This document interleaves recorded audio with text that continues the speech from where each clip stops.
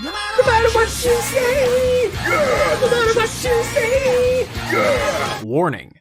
This podcast may contain spoilers as well as coarse language. Viewer discretion is advised.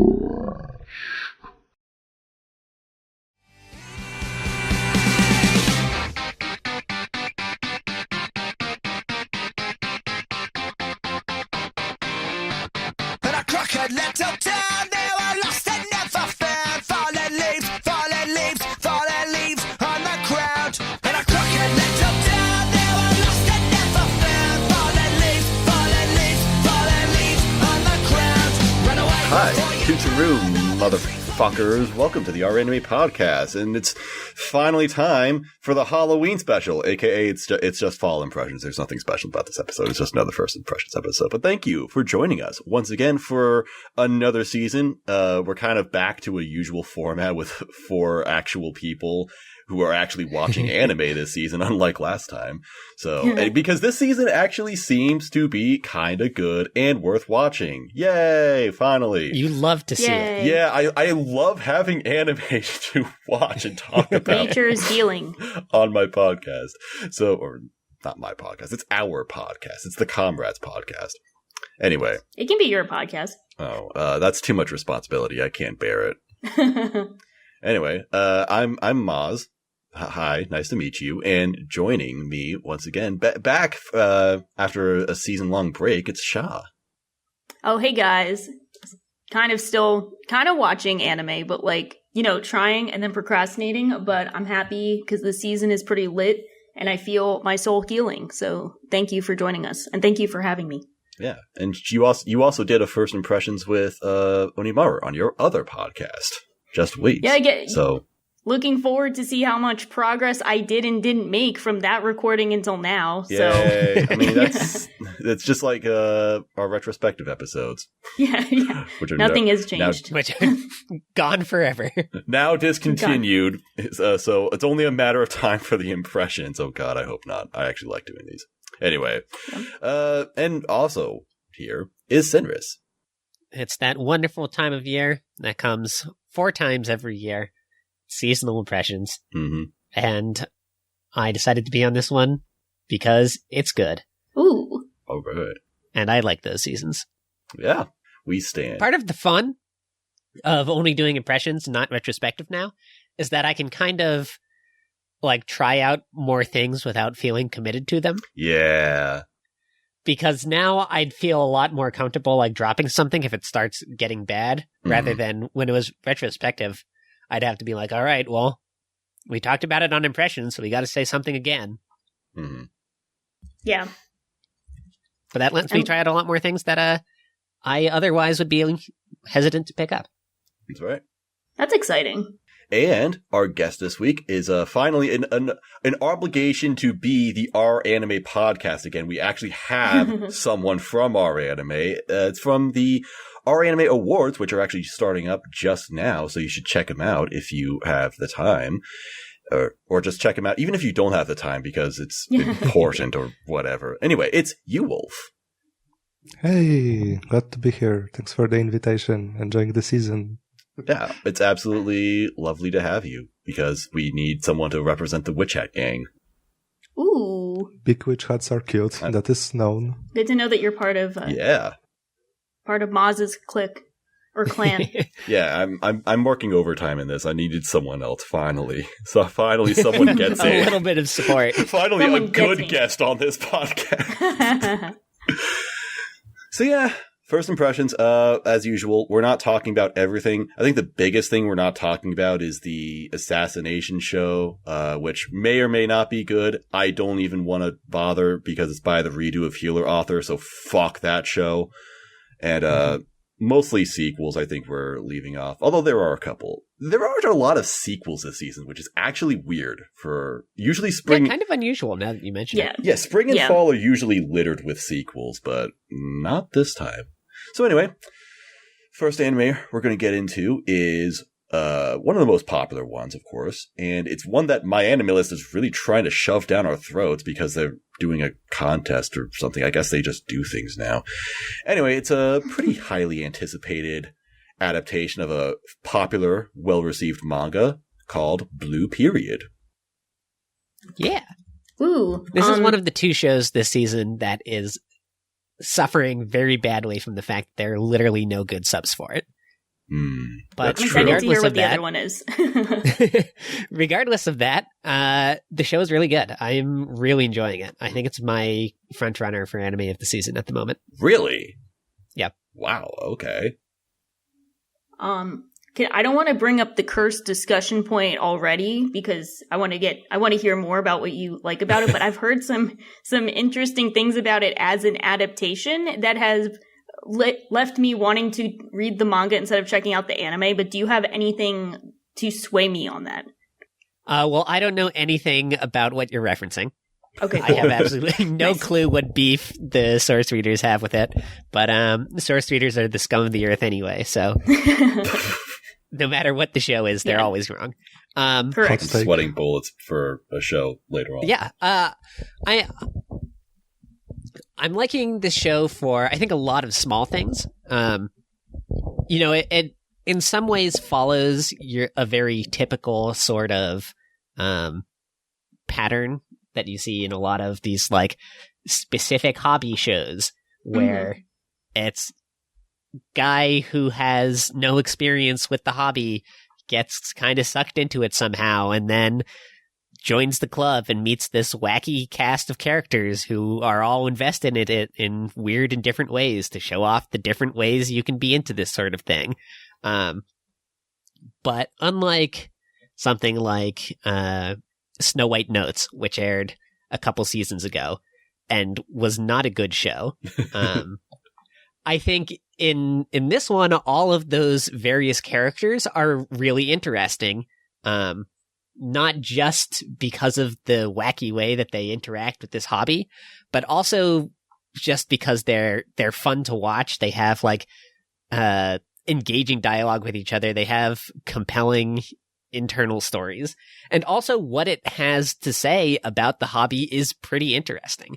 Like I am not an artist. I am extremely ungifted at visual arts, but I have stuck my foot just out of curiosity and a little bit of like art history in the past. I would consider myself someone who like appreciates art and likes going to art museums and stuff like that. So seeing this guy who's like kind of a punk at the beginning of the show, like learn over time, like what makes good art aside from just like looking nice, whatever that means, I think is conveyed in really like interesting ways throughout the course of this story. And then like I said, the characters I just think are really good. They're vibrant. They bounce off each other well. Everyone's dynamics are just really fun and engaging to watch. Nice. That's a good sell. That was well I'm put. interested. Okay. Yeah. Thank you. What you said about at the start about him learning about the hobby, like I especially liked the first episode, the moment he like realizes he cares about art, and he's like this sort of awakening where he starts seeing the world around him in different ways, in like the different lens. That's the sort of thing that I thought was like very interestingly conveyed, and that's sort of totally. where it clicked with me personally. Yeah, I do really like his natural appreciation for art. I like that it's not the kind of club show where like some weird circumstances like force him into the club against his will, which happens a little too often in this sort of category. But yeah, what you were saying about like what we were saying about people having beef with this, mainly about how it was adapted, is how I feel about this. Even though I haven't read this manga, I can tell that they are going through it very, very quickly.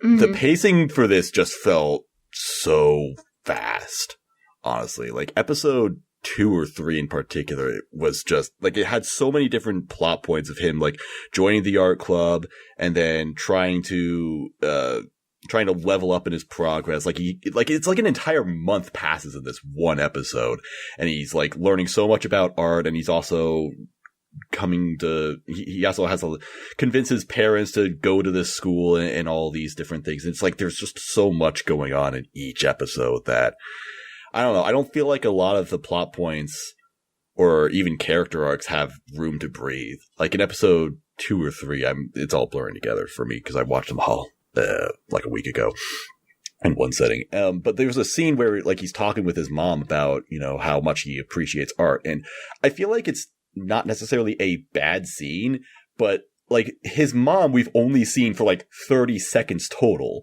And so they try having this really big emotional scene with her. And I'm like, this character hasn't been around long enough for you to actually convince me that this is like a really great statement or like a really great scene. It's just like, I just feel nothing watching this. So it's this weird thing where I do appreciate what the show is saying, but because the pacing is so fast, it's like you just get these important bits that it's like you just get these big emotional payoffs that don't feel earned at all. And you get these like, how do I say this? These like, I appreciate the cool, realistic moments where like what they say about art and all that. Like that's all good, but it just goes by so quickly that I feel a little overwhelmed by it, I think is what I'm trying to say.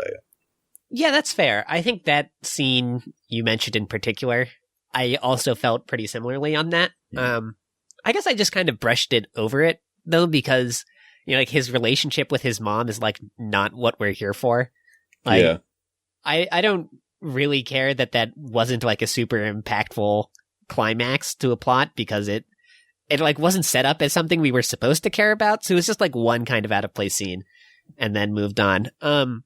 I did notice how quickly it seemed like time was moving in the show, but I actually took that as something that I thought was like good and interesting about it because, you know, I felt like, and now that you're saying like it's just they're rushing through the source material, like that makes sense. At the time, I was thinking like, yeah, it's cool that this makes me think like, oh, we're actually going to, you know, like get maybe to his entrance exams and everything. It's not just going to be like, oh, this is a thing in the future, but for now we're just going to be like day by day watching him get slowly better at art. I like that time passes quickly enough that we can see him make like substantial progress from episode to episode. Sure. What were you saying, Wolf? Yeah, I'm kind of with Sinners on that. Like, I get what you're saying that this does feel fast, but I don't see it as a bad thing. And like, specifically the scene you mentioned about the mom, I actually really like that scene because I do feel like they set it up. They sort of show these scenes where he falls asleep drawing and then his mom enters the room and sort of talks to herself about, oh, so he's like serious about it. And he also has this like flashbacks about his conversations with her that, you know, we're not really rich. We can't really afford to like pay for your tuition. So I felt like, you know, there's not a lot, but I feel like there's sufficient build up for everything. So in that regard, actually, I'm enjoying this fast pace of the story. Like I enjoy that it doesn't drag. Okay.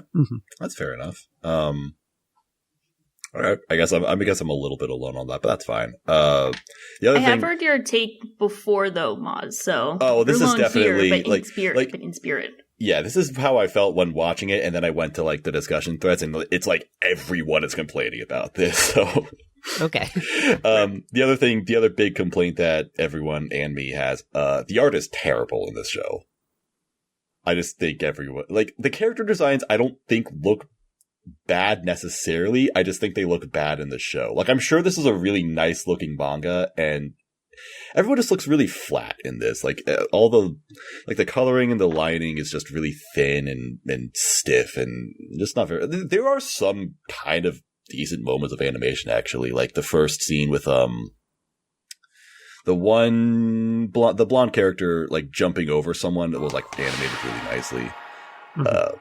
But other than that, yeah, it's sad because it's an anime about it's an anime about art and making good art, but the art itself is not actually good. The paintings themselves that they show off and things like that, like those are good. They I don't know where they take them from. I don't know if they were like made for the show or just something they took, but yeah. Yeah. They made the world look bad on purpose so that the paintings look better in comparison. Oh, big brain. It was all according to plan.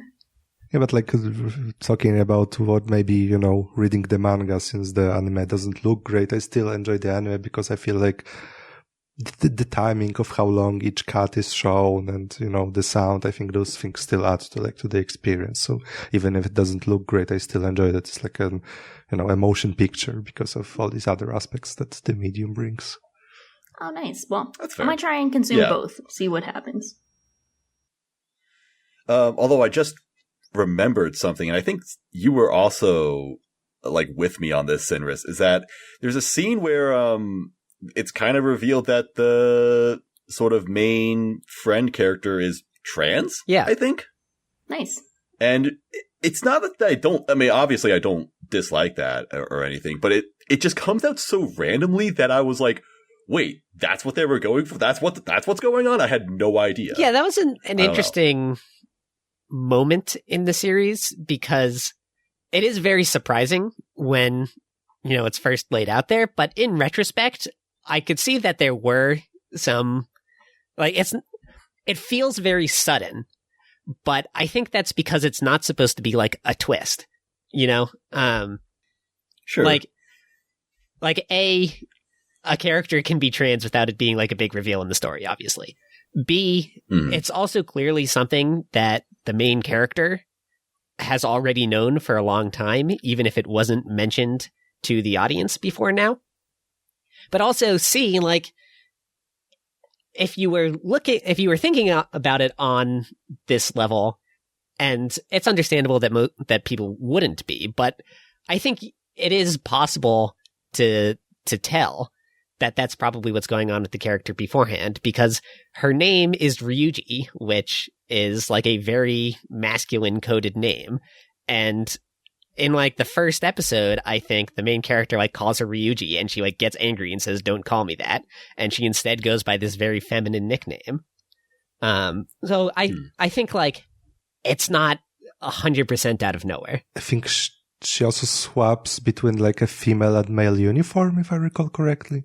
Yeah, I think she like wears like pieces of both uniforms from time to time. Yeah. But this show in general, I was like really surprised that it's not like afraid to just drop these like quote unquote adult topics. Like it starts with underage drinking and they also like smoke, which like, when's the last time you saw underage drinking in anime? Yeah. It is a seinen manga. It goes harder than Tokyo Revengers. Oh, yeah. I think because it is kind of that like hobby club formula that we see so often, the fact that it does go a little bit beyond like the kind of subject matter you normally expect from that kind of show is surprising, but it is from like an adult manga magazine. Yeah, but I assume that's why people like it so much, because, you know, it does have that, you know, typical anime hook of high school clubs, but it's pretty real. And I do really like that it's so like insistent on how difficult it is being an artist. Not just, oh, how do I improve? Or, oh, this person is so much better than me and I fucking suck. But also, like, being an artist is not a very financially stable job to have. Right. Yeah, so, and I like some of the struggles that it shows in there, like the main character is going to this cram school and like trying to learn everything he can and thinking like, okay, this is everything I need to do to get good at art. And just when he thinks he's starting to get there, one of the other characters there is like, this place is bullshit. Like they're only teaching you how to pander to the exams. Like this isn't how you get good at art. And he's like, oh, wait, fuck, is that true? Yeah, so all right, I guess I'll lighten up about this anime a little bit, because I was kind of down on it, although I was going to continue watching it. Like I'm not going to drop it or anything. Even though I know source readers are going to scream at me to read the manga instead. They're going to scream at all of us, but that's fine, whatever. I don't have time to read. I think there's a pretty good chance I will end up reading the manga once this is over too. Yeah, I'm sure the manga is a lot better. But I'll see the anime to the end, because it is still interesting, even if it has its flaws. But I'm glad you guys like it, so that's cool. All right, and the next anime that we have is not an adaptation at all. It is an original. It's a sort of weird collaboration between Madhouse and MAPPA. Not a typical collaboration where it's just two studios working on the show at once. It's two studios alternating episodes, I believe. So I think the odd episodes are animated by Madhouse and the even episodes are animated by Mappa, although only 3 are out so far. So who actually knows? But this is Takt Op Destiny. Well, this is cool because I feel like the last time we had a high-profile series that was done by 2 studios working together was Darling in the Franxx. So hopefully this turns out a bit better. No offense to Darling in the Franxx fans. No intention. No, full offense to Darling in the Franxx fans. Yeah. They exist. It's interesting if they do that because you know that people are gonna be like, Madhouse made this or Mappa made this, depending on the episodes. Like, they made this good. I mean, that is really what is happening. People are like, wow, episode 1 was so good because Madhouse made it. Episode 2 sucked because Mappa made it. It's just like I believe in Mappa supremacy. It's just like how Darling in the Franxx was a Trigger show until it stopped being good. And then actually Trigger never was really working on the show. Yeah, interesting behind the scenes articles that we've heard aside. This show is pretty interesting. I think it had my attention the most from all the previews because it just looks so cool looking and over the top. I think it's like a pretty interesting concept, but I don't know how much I feel this when like it actually comes down to it. What do you guys think?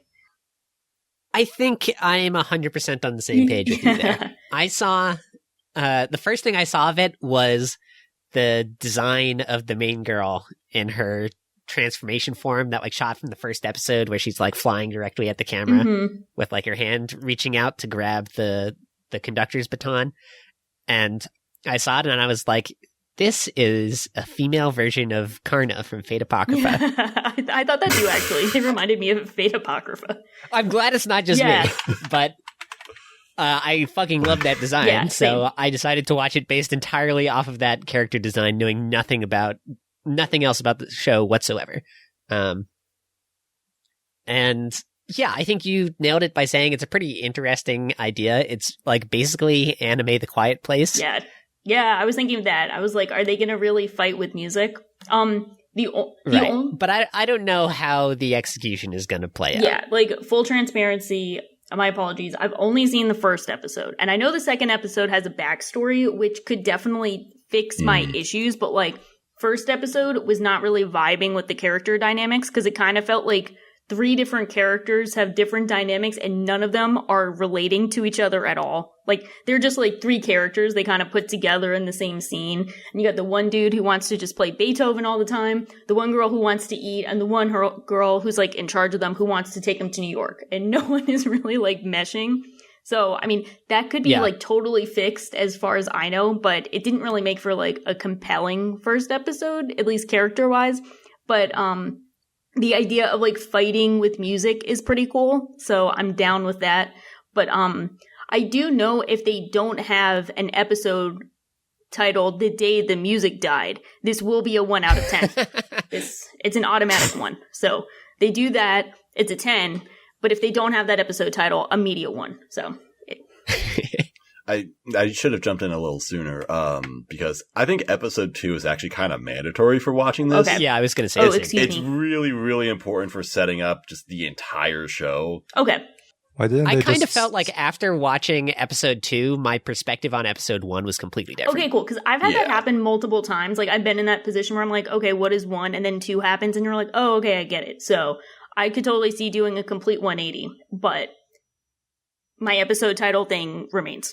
I will also say, I don't know if this could just be me being stupid, because I am stupid, but I didn't actually realize it was a backstory until the thing happened, and I'm like, oh, wait a minute. and that's fine. That was good. That made it a really good episode for me. Yeah.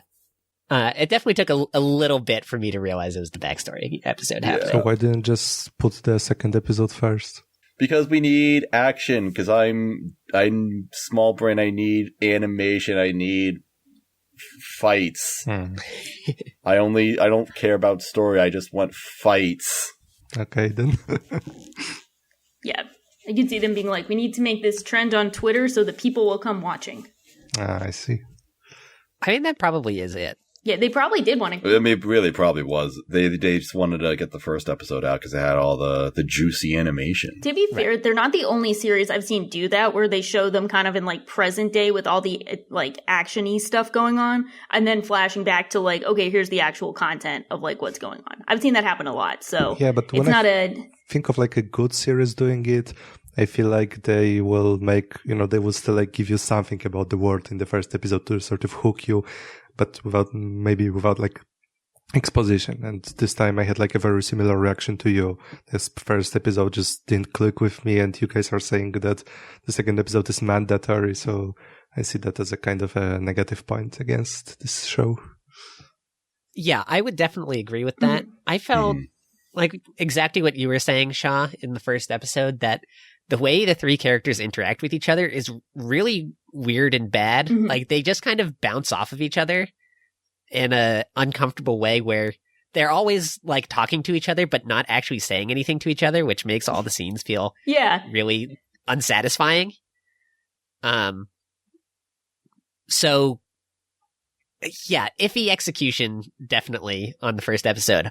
Also, this is totally a nitpick, but it's one of those things that just, like, egregiously stupid enough you have to bring it up, is that this is a world where playing music will cause monsters to appear and kill everyone around, and they just leave a fucking piano out in the open where this kid can walk up to it and, like, lift it up and look at the keys and be like, I wonder what'll happen if I press this.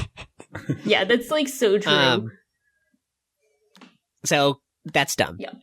But yeah, episode 2 I thought was miles better than episode 1 in that respect. Okay.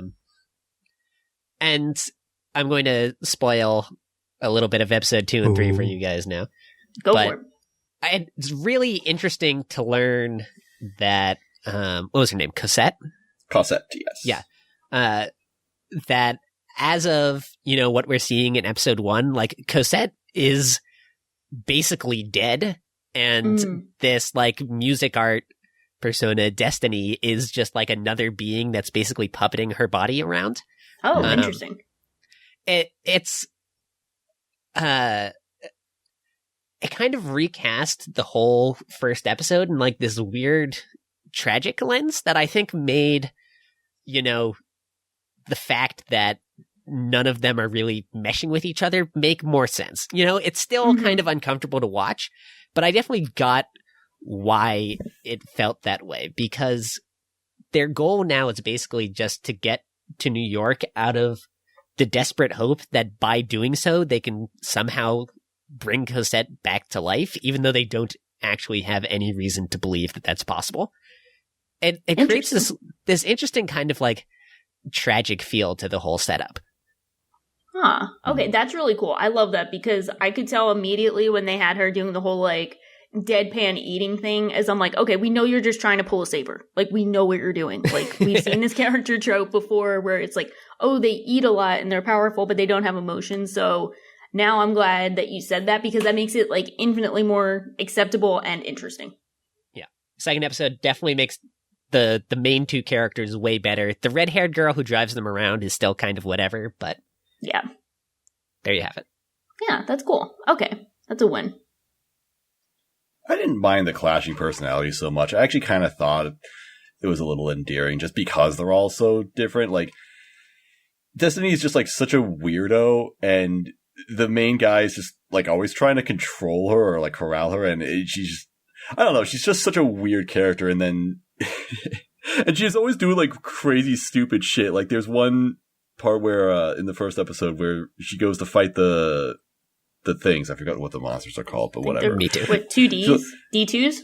D2s, that's it. D2, yeah. I'm on the wiki page. I did not when she like that. crashes through the wall of the diner. Yeah, exactly. Yeah. She's just like, Takt is like, yeah, all right, go get him. And she's like, all right, cool. And then just slams through the wall Roadrunner style. And the older sister character is just like, why the fuck did you do that? Like, I love how just sick of their shit that she is. Yeah. Yeah. I think episode 1 did do moments like that really well too. I also like literally laughed out loud at the end of the first fight scene when like Tackett finishes conducting and then literally just like falls flat on his face. Yeah. Yeah, they have there's really expressive animations in this that I think help a Definitely. lot. Destiny has this particular move where she'll grab something and then throw it upwards, and then it'll catch it with her back. Because she did that with Takt, and she did that with the piano. I guess that's just a thing she does. I didn't notice that, but yeah. Yeah, there's this scene where she just grabs Takt, throws him on her back, and then just chucks him into the car. That got me. Gotta say, though, really clumsy name to this series. Takt OP Destiny. Yeah. The OP there is short for opus. Like, Not it's, even opening? Damn it. No. Don't they It's know? a thing in like, the way that classical music pieces are cataloged is you'll be like the name of the composer and then opus and then like the number. But it does not really work well as a title, especially when the main character's name is fucking Tackett. It's kind of a weird name. It Not does very not catchy. roll. It does not roll off the tongue. Yeah. Not very Gucci. So big to be determined kind of series. Mm-hmm. Yeah, of course, with original anime, you never know how they're gonna end up. Will it be Odd Taxi or will it be One Direct Priority? Yep. Or Darling in the Franxx, just like Destiny, she kind of has some 2D character design vibes. Like when you look at her, just like her mouth profile, like the eyes, I kind of get some vibes like that. So You're not wrong. So If it's good, it does also get some bonus points for being the first anime I've ever seen to mention Boston. Boston is apparently like a big plot point. I wonder if they're that going to go hasn't been there. explained yet. Maybe Boston is ground zero for when the music dies. I think that might be it. Look at what Your Town did. They destroyed the world with music. Goddamn Boston Symphony Orchestra. Yeah. I want to see like which city is responsible for like all the music being bad, and then what musicians are from there, and be like, you're the one who ruined it all. You did it. Mm-hmm. On that same note, Smurf and I in Omaha and Kansas City, we're dead in this show because that the whole Midwest is just like taken over by the D2. So it's basically going to be a road trip anime, I guess, where they just travel to New York, but they have to go through the South because they can't get through the Midwest anymore because it's gone. What is the video that's game? Pretty lit. Really makes you feel like Last of Us meets music. Or no, maybe it's Red Dead Redemption kind of thing. Maybe it'll be like that. It'll be like a RPG, but it's an anime. Yeah. Yeah, it'll be interesting to see if it is just a road trip anime or whether the flashback will end and they'll be like, okay, here we are arriving in New York. I'm wondering if it's going to be, and I guess we'll know you'll know by the time this episode comes out, viewers, but I wonder if the odd episodes are going to be like the present day and then the even episodes are going to be a flashback. Ooh. I wonder if that's going to be a consistent thing. Well, episode 3 was also flashback. Oh, yeah, that's true. Oh, okay. Oh, no. Well, that settles that. So close. Well, close. It was a good concept, though. Yeah, but I'm excited for it so far. Yeah, Wolf, did you have anything to say about No, Takt Op? I wanted to make a joke, but it's long gone. Oh, I'm sorry. No, we're good at bringing those back. What's the joke? Okay, so you're saying that we're gonna know if it turns out good or not. And I was gonna add that if it turns out good, it was all Madhouse, and if it turns out bad, it was all Mappa, or the other way around, depending on your Exactly. preferences. Yes, That's true. Right. That's right. I can never keep track of which studios we're supposed to like and which ones we're supposed to hate. Well, Mappa is like working people to death, so I think we can. Yeah, but so is slander every them. other Are studio. any of them so is not Madhouse. doing that? Yeah, very true. Kyoani isn't. Yoani isn't. Yeah, That's true. KyoAni is the only good studio. Yeah. But that's what it came out with the trailer, and it was like the coolest looking thing, and they're like another anime by Mappa, and I'm like, I'm trying so hard not to love you guys. I really like a lot of the shows they're making. They look really cool, and I want to just be like, you guys keep killing it, but like that's not the only thing they're killing, so I don't want to like support that. But it is what it is. Good show, good game, Mappa. Sometimes it be like that, but fingers crossed that maybe they're learning from all the outrage and they're like maybe some kind of reforming. I want to be hopeful. Fingers Keep dreaming, crossed. Shaw. Fingers crossed. Yeah. All right. Well, next is once again another.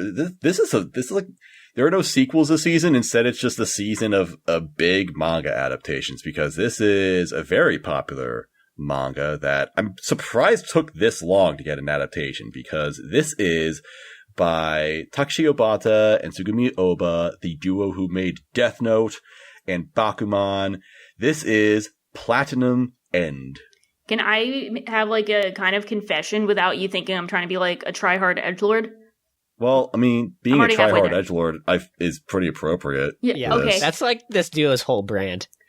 Okay, I could not make it through the first episode. Like, I've seen some shit, but like, I was like 5-8 minutes in, and I was like, he was like trying to die, and then the angel comes, and I was just like, I am way too old for this shit. I need to stop. I need to take a step back. Like, this is not it. So Yeah, the first episode was pretty bad. yeah, if you guys made it through and it somehow improves, please let me know. But like, that was like a rough first episode. Like, you know, that was just not it. You didn't even make it to the worst part of the first episode.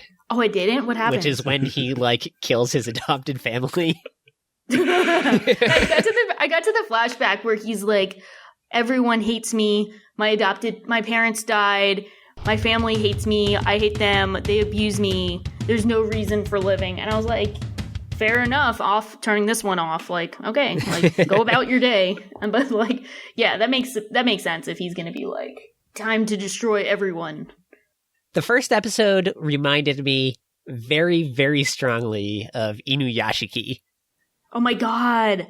Wait, I feel like that's disrespectful. I liked Inuyashiki for like most of the episodes, even with the like really edgy dude who was like killing people and only stopping to talk about One Piece, which is really funny. Like, my favorite thing. I mean, that's just character development. That's just characterization based on a true story. Oh, fun fact, very off topic, sorry, but the Inuyashiki author hates One Piece. So like, yeah. You know, really? Yeah. Someone asked him on Twitter. There was this time on Twitter where I don't know, for whatever reason, he was answering a bunch of questions, and so people were asking like, "Oh, what do you feel about?" Or, like, people were just asking, "Do you like this thing? Do you like this thing? Do you like One Piece? No. Do you like Bleach? No. Do you like Naruto? No. Do you like Berserk? Yeah." Yeah. So that checks out. Yeah, so he doesn't like One Piece, so you know that was like based on a true story. That is so funny. Yeah, that makes it infinitely better. One Piece fans, they're fucking crazy. Yeah, he's like, One Piece fans go around killing people, and then they're like, why did you kill my family? It's like, what do you mean? We're talking about important things like right now. Like, who's your favorite in One Piece? But I guess, anyway, speaking of Inuyashiki's similar series, I hope this, like, got better. You kind of made it sound like episode 2 was better? Question mark? Episode 2 was not as aggressively edgy. Okay. It's still definitely not like a great show. So it's like not good. You say not good. I think I'll enjoy it enough to keep watching it, but I wouldn't go out of my way to recommend it to anyone. Okay. I can definitely feel that it's from the same author as Death Note. Once everything is established and the main character knows what's going on with like the death game between the god candidates or whatever, then, you know, he starts planning on what to do. And then it starts feeling like, you know, Light sitting in his room coming up with the master plans and everything. And that stuff is pretty good. But all of the, you know, like action of it, not in the sense of like action scenes, but just in like the meat of the story hasn't been that impressive. Okay, because it looked kind of bad. Like, it didn't really seem to be, like, I don't know, like, it's not like Death Note has, like, you know, super Sakuga animation, but Death Note had, like, a really cool style and, like, really dynamic, like, directing to it, so that always made it engaging to look at, and I really didn't get that same vibe from Platinum End. Like, I looked at it, and I was like, I don't like looking at this. This manga artist definitely specializes in having the super serious, the super hyper detailed scenes where, like, just I don't know, they'll just be a page where it's just the details cranked up to 11 and everything just looks really intense, and the rest of it will just look like normal manga, except but then you'll just get that one insane page, which I guess would like an anime equivalent would just be like crazy Sakuga animation, and Platinum End does not at all adapt his style well. Yeah. I do think the designs of the angels are pretty cool. Like the scene at the end of the second episode where the girl's angel like detects him as he's coming into the school and like drops from the sky to like hang upside down right in front of his face. Like that was pretty legit. That was an intimidating moment. Okay. But yeah, I think it gives me the Death Note vibes when they're like, all right, I have this magic weapon that can instantly kill someone without fail, but how do I maneuver myself so that my opponents won't learn that I'm the one who has this, and also I won't expose myself to being killed by them. It has that same sort of vibe. Okay. Fair enough. I love Platinum End. Oh, you love it? Yeah. Oh, good thing I just shit on it. Damn, I feel bad. I mean, was like, I can let's be real. Is it at all surprising that I like this anime? No, not at all. It's literally Mirai Nikki. Oh, I didn't. Oh, I should have known as soon as Sinra said death game. I should have been like, damn it. There it is. It's not even just that it's a death game. It's also that they're trying to become God. It's that's the a true same one. fucking premise. I thought you'd be like, see, that could have gone either way. You could have been like, okay, this is pretty good. Or you could have been like, how dare you stand where they stood? Like, one way or another. It could have I gone thought I either saw way. you shitting on it a while ago. Am I imagining that? Yeah. Maybe I was shitting on the adaptation a little bit. I don't because again, I don't like the way it looks. I'm actually kind of surprised to hear you say that you like the angels, because I think they look terrible in this.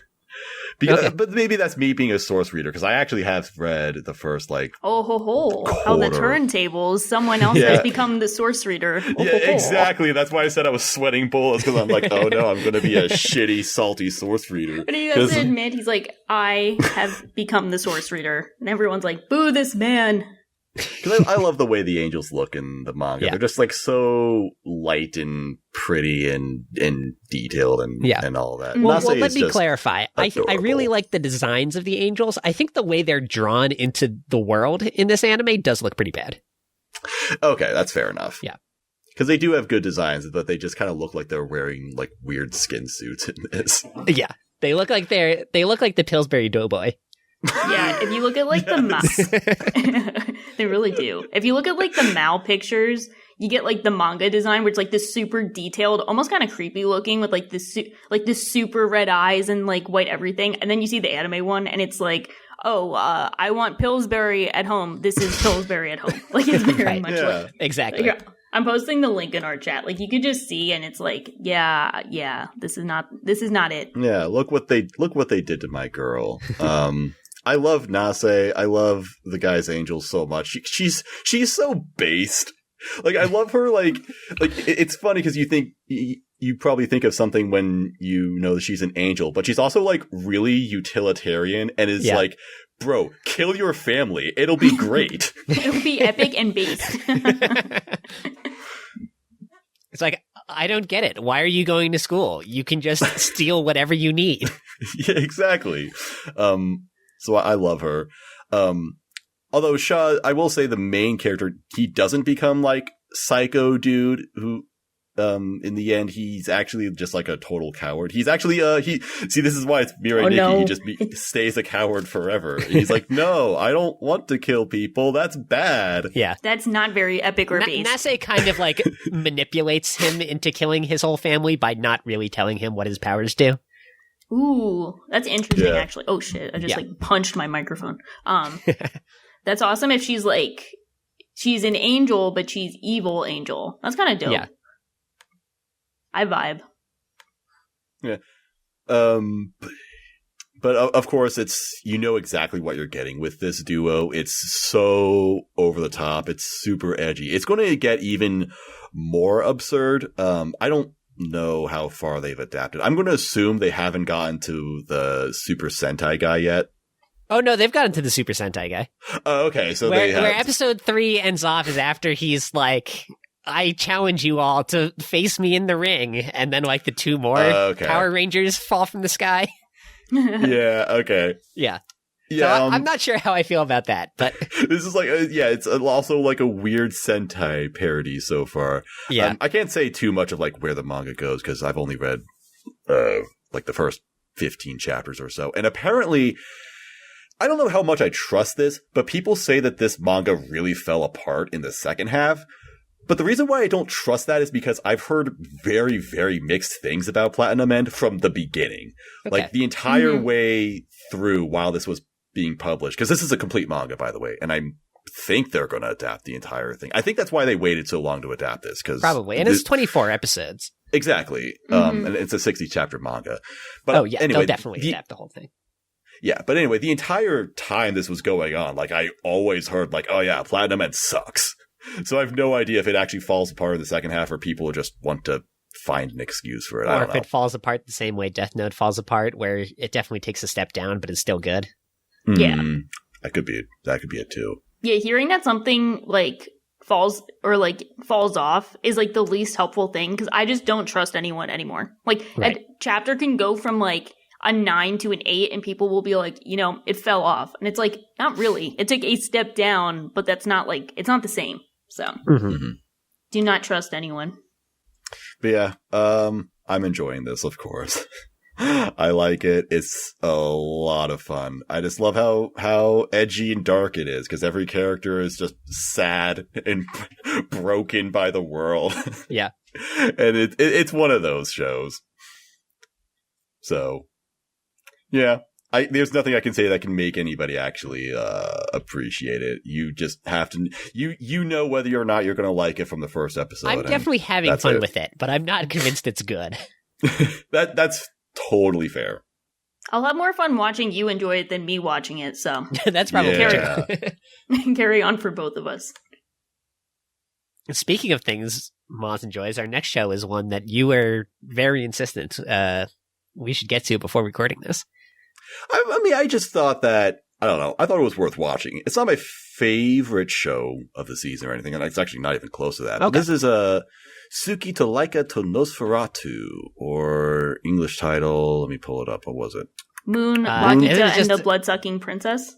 Yeah. Yes. And then it's got the subtitle, Irina, the Vampire Cosmonaut, Oh, that sounds cool. which honestly should just be the title. So someone in the industry was like, we should make a show about a hot vampire lady voiced by Megumi Hayashibara, because someone's going to be dumb enough to watch that. And I'm going to dox myself by saying that my name is actually someone. So I am watching this and I'm enjoying it. It is such a weird casting choice for this character. Yeah, it's like, why her? Why is she suddenly appearing in this seasonal anime? But I will accept it. Uchiyama is in, like, tons of shows this season, apparently. Like, making the rounds between this and Takt. Takt. Yeah, Op, That's right. He's Takt. Which What's he doing? would be great, but he's totally wasted on both of those characters. Yeah. I'm watching a show that he's also in and also potentially wasted, so I'm kind of going like 0 and 3 with him. And he's like one of my favorites, so I'm like, what are you doing, bro? Likewise. I've got to say, whoever was like, all right, anime about the space race, but with a vampire, like, that's just genius. You know? There's no reason for it to be like that. The things don't go together at all or really make sense to be put in the same series, but it's so funny to have it. Like, I love the shot in the opening where it's like her rocket like exploding and her coffin comes out and she flies out of the coffin. Like, it's so genre mismatched that it's perfect. I plan to watch this just based on the first sentence of the synopsis, because it was by far the most fascinating thing I had seen all season. And it says, the first astronaut in human history was a vampire girl. Little known fact. Okay, no idea what you're talking about. I will watch this. I also really love that the like history rundown they deliver in the first episode is literally just like real life history of like World War II, the Cold War, and the space race, but they still feel the need to make up like dumb fantasy names for the countries instead of just being like, yes, the United States and the USSR. That's so funny. Yeah, it's like actually really accurate for the timepiece and all that. So Based on a true story. Yeah. Although they Based on a true do story, yeah. rename the dog that went into space, which in real life was named Laika. They change its name even though Laika is in the title of the anime. Okay, that's dumb. That, Give the yeah. dog credit at least. Come on. I didn't realize that. Oh, Yeah. wow. So I'm not sure what's up with that. But Wolf, you've seen this. I have, but it's just like one episode and just didn't click with me, so like, not much to say. Darn. Maz is like, this is the best thing ever. And you're like, I don't know about that. I don't know. Yeah, but like synopsis sounded interesting, but then I watched the show and just saw they just walk around, talk. Okay. Yeah, I'm going to be honest. I'm on the same page as Wolf here. I think the concept Shit. behind it is really funny, but I only watched the first 2 episodes, but they didn't really do much for me. Okay. I guess I'm alone in this. All right. No, but it's fun. But that's fun. It's like, it's another Maz show is my favorite. I love Maz shows. I don't even know if it's a Maz show. I just really like Irina. I think she's just such a fun character. I will say, If she was wearing a witch hat, I would be watching it. very true. That is the one thing missing from her. I will say I was in a way a little disappointed because in the first episode she's presented like in this really stoic, quiet way where she just like never talks until like towards the end. She has like one line in the first episode where everyone's like making fun of her because she's a vampire and shit, and she's just like, "You guys are so fucking stupid." Yeah. And just walks away.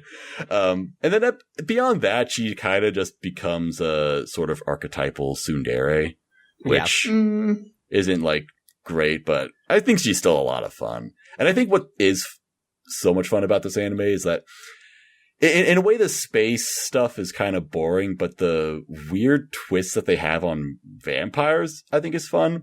Like, I agree with that. in this world, it's just the actual world that we live in, but vampires exist. That's it. That's just the one thing they've changed. But what they kind of deconstructed by saying that, all the things that people say about vampires is just shit that they've made up a long time ago and have just held on to forever. Like, we don't need blood to survive. We don't melt in the sun. We don't do all these things. We're mostly normal people. Not entirely, but there's just lots of fun things that just like, of just like what she does as a vampire and how she lives her life. Yeah. I guess. I think that's cool. And I agree with that. Overall, it's just going to be a fun story about her trying to go to space, and then also a love story between the two main characters. Yeah. I like it a lot. I mean, I don't like it a lot. It's not like amazing. And the one thing that concerns me a little bit is that this is an ongoing light novel. So I feel like this show would be a lot better if it was just a 12-episode show, and at the very end it's like, all right, she goes to space and comes back and she lives happily ever after with the guy. That's what happened to Laika. But it means we're unlikely to get a satisfying ending. But, and I don't think that's gonna happen, unfortunately. I mean, I'd like to be proven wrong. I have no idea, but yeah. What were you saying? Yeah, Wolf? that's not what happened to Laika. Laika didn't come back from space, so like maybe the title is giving it away. Oh shit! Oh no, that's why. But yeah, I recommend it so far. I think that it's fun. It's not like amazing. You don't have to take it all that seriously, but it's a fun historical piece with a little bit of a twist on it. Yeah. So, all right. Now we're kind of in. I guess now we're kind of in the mud of the season because now we're kind of talking about stuff that's dropped. So this next one is Paladin of the End. This one, I think me and Wolf have seen this. You seen this, Wolf? Yeah, but it's another one of those that I just in one episode of it. Yeah, it's not for me. Do you have anything to say about it? So I liked the sort of. I just liked the key art drew me in. Like, you know, it's just the skeleton and this mummy, and like a witch, if I recall correctly, and it's kind of, this cool idea that, a human child being brought up by this undead family, that's kind of cool, like just visually. Then I watch it and, it's exactly what it says. It's a human baby brought up by these three creatures, and it's like, that's not as fun as I expected. Yeah. It's like at least the first episode seemed to like be a lot about prejudice and not judging things, by its cover, and it's like so on the nose with that there's just nothing for me to connect to. But I admittedly didn't like really give it a try. I was like half paying attention by the time it was ending, so maybe it's good, but I bounced off. Yeah, that's very much how I feel about this. Like, maybe this will be good, but the first episode is just so boring. Like, it's just not a fun show to watch because there's so much exposition. It's like, I get the impression that this is going to be a very long story, and it's going to, because it has lots of things going on. It's a large magical fantasy world, and like all the magic has specific rules, and there are different races, and they go into just so many different concepts that this whole series is going to have. And maybe that will be a good thing about it in the long run. Maybe that's why people will like it in the long run, because there's so much going on. But it was just like, it just went in one ear and out the other for me. Like, I just couldn't, there was no hook to it. Like, there was nothing about it that was like, ooh, this is really interesting, or ooh, this is really fun, or this character's really good, and things like that. It was just, all right, it's a fantasy world. Yeah, I would have thought that just the undead characters alone would have been enough to hook, but there's nothing interesting about the way they like act or like any gags related to it. It's just, okay, they're like a race, I guess, in this world. Yeah, the main character is just nice human kid guy, and he's being mentored, or he's living with these three weirdos, and all three of them are constantly like, oh yeah, back in the day we were so cool and we did all this stuff, and we're not going to tell you because we're hiding things. But like they're just literally telling him, we are intentionally hiding things from you. We'll tell you later what we're up to. And it's like, all right, cool. Thanks for sharing, bro. That makes me excited to watch. Maybe they'll say what's happening in 3 episodes or 4 or in the next season. We're 16 volumes later. Yeah, this feels like the kind of thing that's like 5 seasons from now, people are going to be like, oh, we finally found out what they've been doing all this time. That's how I feel about Overlord. That's what happened with Overlord, where I watched the entire first season and I'm like, this show was boring as fuck. And then 3 seasons later, people were like, oh, you were wrong about Overlord, bro. It's actually really good. I'm like, all right. Damn. Cool, guys. Another one lost through the cracks of time. Oh no. Like, what are we going to do? Like, yeah. I feel like it's kind of bad to judge a book by its cover, but I'm going to 100% judge a book by its cover and just say, I think we're good. Yeah, I think we're good. I think if you just took everything that makes Mushoku Tensei good and also everything that makes it bad and just kind of evened everything out, you would get this show. But so at the end of the day, you just get nothing. So it's like 0 divided by 0 equals 0. Yeah. 10 minus 10 equals 0. That's what happened with this. All right. This next one, I added this because this was kind of popular. I think I'm the only one who's seen it. It's Mieruko-chan. I was going to watch this, but didn't get around to it in time. I didn't see it, but I heard like a really funny description of it, and like it sounds really funny. So, I mean, I'm not going to watch it, but like it seems like it could be entertaining. What did you hear about it? Well, Onimaru described it to me as like this girl who's like going about her day, and then all of a sudden she can start seeing ghosts, and they try talking to her, and they're like, "Can you see me?" And she keeps like avoiding eye contact, and she's like, and thinking in her head like, I can see them, but like I can't say I can see them. So she starts like she's like not sure what to do. And then I was like, okay, so if she can see them, does it get better or worse if she acknowledges that she can see them? Like, what happens? So yeah, that sounds like pretty... the setup to like a Mob Psycho punchline. Yeah, it kind of sounded like the Mob Psycho spooky stuff, but like taken seriously. Also mixed with like Mayoiga. Like it sounded kind of like that. Oh no. I should watch this show. I don't know. I don't want to set you off by referencing the goat horror anime Mayoiga. So My favorite. The show would be a lot better if it was Mayoiga. Oh damn! Oh no! Wow. We'll never get one like Mayoiga. But that actually was pretty close. It's just about this girl she's just a normal high school girl, pretty much. Very stoic, I think, just very quiet. Has this, really fucking annoying friend. And there's just one day she notices that she's being visited by horrifying specters, and they are constantly trying to get in her face like, hey, acknowledge me. And she's like, all right, if I just ignore them, they'll go away. And that is basically what happens. Do we And know? that's just Do we kinda know what it. happens if she acknowledges them? Has the mystery been disappear. answered? So if she They does just- acknowledge them, they go away.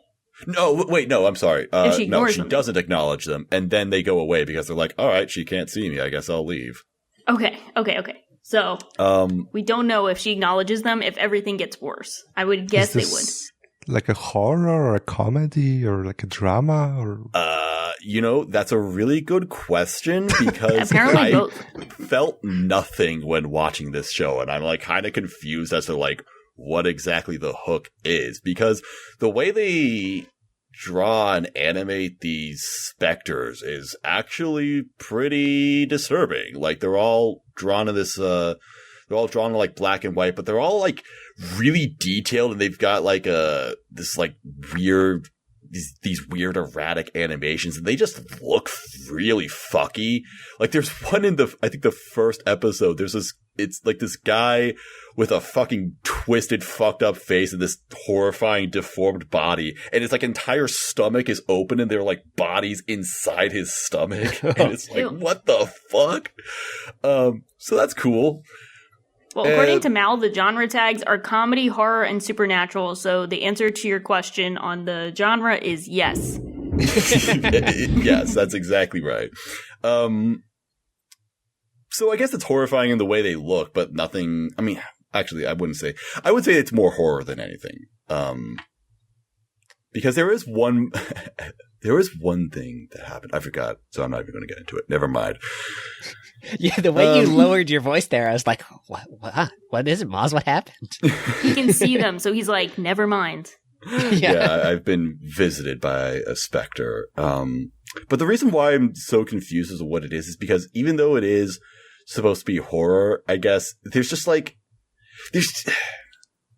don't even know what to say about it. It's just such a weird show because it's that, like, what I described is exactly what it is. Like, something will appear, and then she's just like, oh, fuck, it's a thing. Just gonna try not looking at it, and then it's like nothing happens.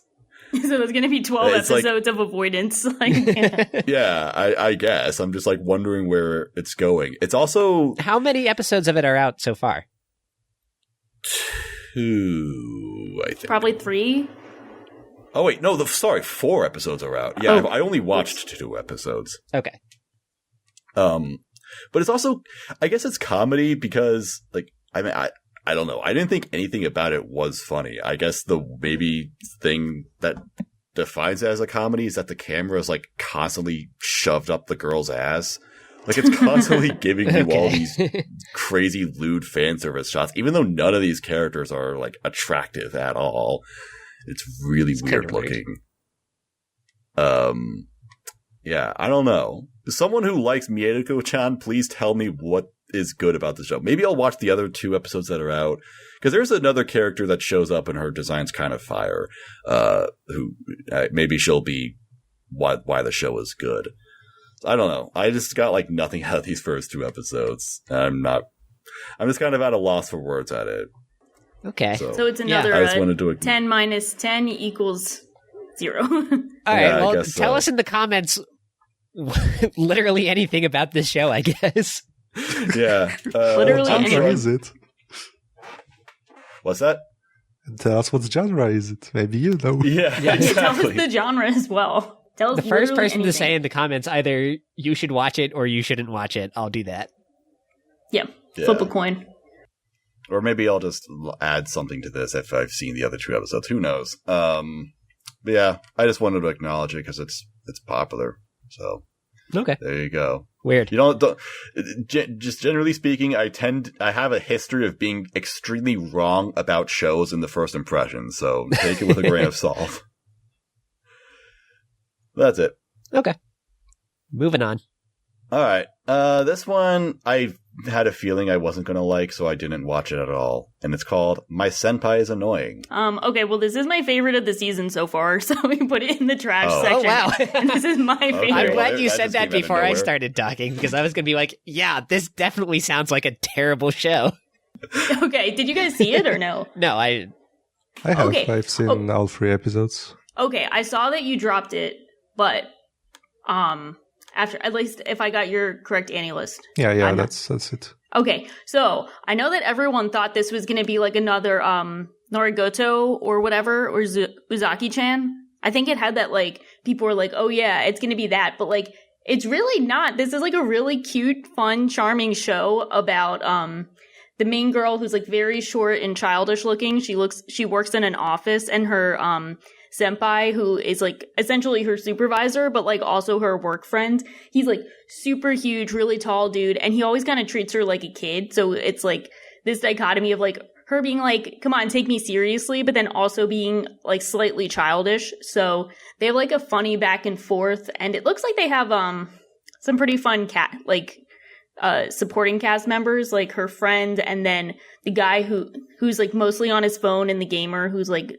they seem like the supporting cast, who I think will be like possibly the number 2 couple. But no, I'm completely sold on this. I think it's a fun time. I think they nail like the right balance between hinting at like the fun potential romance between the two, but mostly just being kind of like cute office shenanigans that are really relatable. Like in the first episode, she gets like a big kind of job, like, I think they're a sales company. So she gets her first big sales client, and she kind of makes a mistake. And then it goes into like her feeling guilty because her senpai has to work overtime and like kind of fix her mistake, and like her trying to make it up, and him reassuring her that like, mistakes happen, don't beat yourself up too much, but then them both coming to like a solution as to how she can fix it. And I think that's like a pretty relatable work situation, and I think they handled that pretty well. So I'm all in. Yeah, as I definitely did like see the synopsis and the poster and peg it for another in the Uzaki-chan genre. Yeah. I mean, I definitely, I thought it was going to be Nagatoro or Uzaki-chan, but I at least was ready to acknowledge that this is probably a lot better than those. I don't think it's in that same like genre of like annoying girl and like guy. I definitely I think that's what we're calling that, because it's not like officially a genre, just kind of like the same group of like this main character is like an annoying lolly like character who's annoying this boring dude, and that's definitely not the case. Because I saw the first episode of Uzaki-chan and was like, I didn't hate it, but it was kind of whatever. And I knew that the premise was just like not going to work for me. Skip Norigoto, so like no comment. But this one is definitely a lot more charming. I would call it a bit more like, I think I'm getting like Nozaki-kun vibes, but like they're in the workplace. Okay, cool. Yeah, the annoying guy, the annoying senpai this time is the big guy, and he's annoying because he's just this sort of like big loud dude who's sort of treating her like a kid a bit. So she's the one being annoying, not like him being. No, she's the one being annoyed, not him being annoying. Really, yeah, because he's a senpai who's annoying. Yeah, I don't think he's too annoying, but I could see like for her point of view, like he could be annoying, but it reminds me of Nozaki-kun in the sense that they have, you can tell that like she's gonna start liking him more, and he's gonna be a bit more oblivious. So like one of the scenes at the end was like they go out drinking after they like successfully fix their oopsie at work, and he's like, oh, like I can't help but be nice to you because you remind like if I was married and with a kid, you remind me of my kid. And she's like, why couldn't I be your wife in this scenario? And then she realizes that like wait a minute, oopsie. Oops. Little Freudian slip there. Yeah, right. Yeah. So I think she's going to start liking him more, and then he's gonna have the like Nozaki-kun thing where he like cares about her, but not in the way she likes. So, and is kind of oblivious to things. So we'll see. I think he's going to catch on a lot faster than Nozaki-kun, mostly indicated from the absolute banger of an opening. I don't know if you guys have seen that. No, I haven't. Yeah, it's a good OP. It's pretty catchy. It's like a baller opening. Probably one of my favorites I've seen in a hot second since like Odd Taxi opening. I might like it a bit more. It's just one of those really quirky. Yeah, I'll post it for you later. It's just one of those like perfectly executed openings where like character animation on point. They do have the like point of view camera where it's like they're filming it on their iPhone and then they even like are editing it in the opening. So it's like really cool and quirky. Nice. So there are a lot of good definitely they're sort of filming like a corporate sort of video promoting. Like, no, we're having fun at this company. So it's like framed like that. Okay. Yeah, definitely worth checking out at least the first episode to see if you're kind of down. But like, yeah, I could definitely understand not being super into the premise, but definitely not. I definitely think it's not similar to that Uzaki-chan Norigoto stereotype that people thought it would be because she's like lolly-looking main character. Cool. Before you check out the first episode, let me just say that I sort of came into it with like wrong expectations because I've actually seen some panels from the manga, so I know it's not that Uzaki genre. I know it's like more of just a workplace comedy, but I thought it's going to be like a bit more edgy, a bit more savvy, like a bit more quote unquote adult. And instead the jokes are sort of like, you know, oh, he treats her like a kid and bought her like a kid's meal at McDonald's, or oh, she has like boob envy and the stuff like this. You know, if you like it, then okay, but it's not what I was looking forward to. So, like, don't expect it to be like an adult comedy just because it's in an adult setting, is what I would say. Yeah, it's not like an Agretzko sort of. Yeah, exactly. That's what I was going for. Yeah, that's a good disclaimer. Gotcha. Okay, yeah, I'll definitely check this one out. Yeah, I think it's really cute. I had no expectations for it, so I've been very much surprised with what I've seen. So I'm a fan. Hope, fingers crossed, it keeps doing well and being cute and funny because I feel my soul being healed like every time I watch it. So much appreciated. I don't even know what acronym to call it, like Senpai. I'm just gonna call it my Senpai is annoying. The Twitter is Uzai _anime. Yeah, Uzai. Uzai. Cool. Yeah. All right, you might have convinced me to watch this. I'll see if I can fit it into my schedule. At the very least, if Cinerus watches the opening, you guys watch the opening one more time and then maybe sit on it, then I'll be happy. Okay. Yeah, I'll see if I have time because I'm just having so much fun watching Mieruko-chan. All right, this next one, I think we're out of the stuff that we dropped overall. So this next one, I kind of heard about this because Replay recommended this. Likewise. My friend Replay. Okay, I didn't check it out, and I promise. So, sorry, you didn't even finish the introduction. I'm getting ahead of myself. Shut up, Sean. No, so this is Taisho Otome Otogibanashi, or Taisho Maiden Fairy Tale. You can talk now, Sean. Okay, so I'm sorry. Replay Value said we should watch it, and I was going to do it, and then I keep forgetting to watch it. So it sounds like you guys actually made good on your promise, so I'm excited to hear if it's worth checking out. Yeah, and shout out to Replay because I was really on the fence about this for what I feel like should be an obvious reason, but because he was so positive about it, I'm like, okay, you know what? I trust my friend's opinion on something, so I will watch it because I'll just get right into it. I'll address the elephant in the room. This is an anime about a guy who was rejected by his family, and for some reason, I don't know why. Honestly, his dad, after outcasting him, just says, "I'll buy you a wife." So and so that someone will take care of you, and that's literally what this is. This guy buys a wife, literally buys with money a person, and she is his wife. Said rent a girlfriend, buy a wife, upgraded. This is the prequel to Rent a Girlfriend. This is Endgame. And the reason why is because historical timepiece. It's in the Taisho era. It's like 1920. 21, I think. Something like that. I think it was 1921. 1920s. 1920s Japan, it's fine. But yeah, so that detail was like, okay, kind of sus, bro, but this is a nice anime. So kind of wholesome. I'm glad you're liking it. Oh no, because dun dun dun. You know, I love Replay, but this is the second time now I've been badly burned on something he heavily recommends. Oh yeah. What was the first thing? The first thing was Alderman on the Sky, which I thought was terrible show. Alderman, I don't understand his love for Alderman. That's actually one of my like low key and anime that's, you know, I don't think is great, but I really like. Yeah. Oh, you like Alderman too? Yeah, it's like one of the shows that, you know, I don't have like very highly ranked, but when I scroll down to those like lower, you know, thirds and fourths, I think, oh yeah, I actually really enjoyed that. Congratulations, you've been selected as the next candidate for Anime Twitch Jeopardy.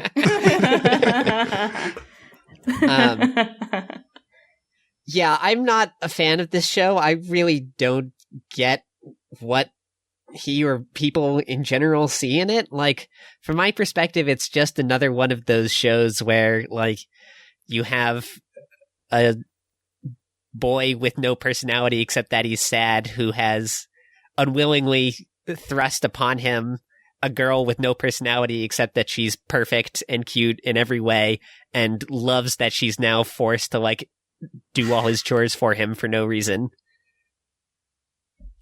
Get him. And that's pretty much it. That's the show. Yeah, I mean, that sounds really funny because the worst is, like, the way you're describing it reminds me of how you describe Sangatsu no Lion, which makes it really funny in my head. This really is kind of like Sangatsu no Lion. It's to the point where it's like the world that this guy sees is all like it's like dimly colored and things like that, but then he sees his wife and it's like, and now it's like bright and fun. Like they do that sort of mood switch sometimes, not to the extremity that Sangatsu does it, but it's like they did that a couple times and I'm like, oh, Sangatsu. Well, I mean, I hate to make this other connection, but I mean, we all remember the first episode of Hyoka. And Replay Value is the biggest Hyoka stan, so we might be seeing a connection of boy sad, girl enters, color exists now. So could be. I'm like, I also see the comparison to the way I talk about the sisters in Sangatsu no Lion. I don't think these shows are anything alike. I think Sangatsu no Lion is a lot more interesting.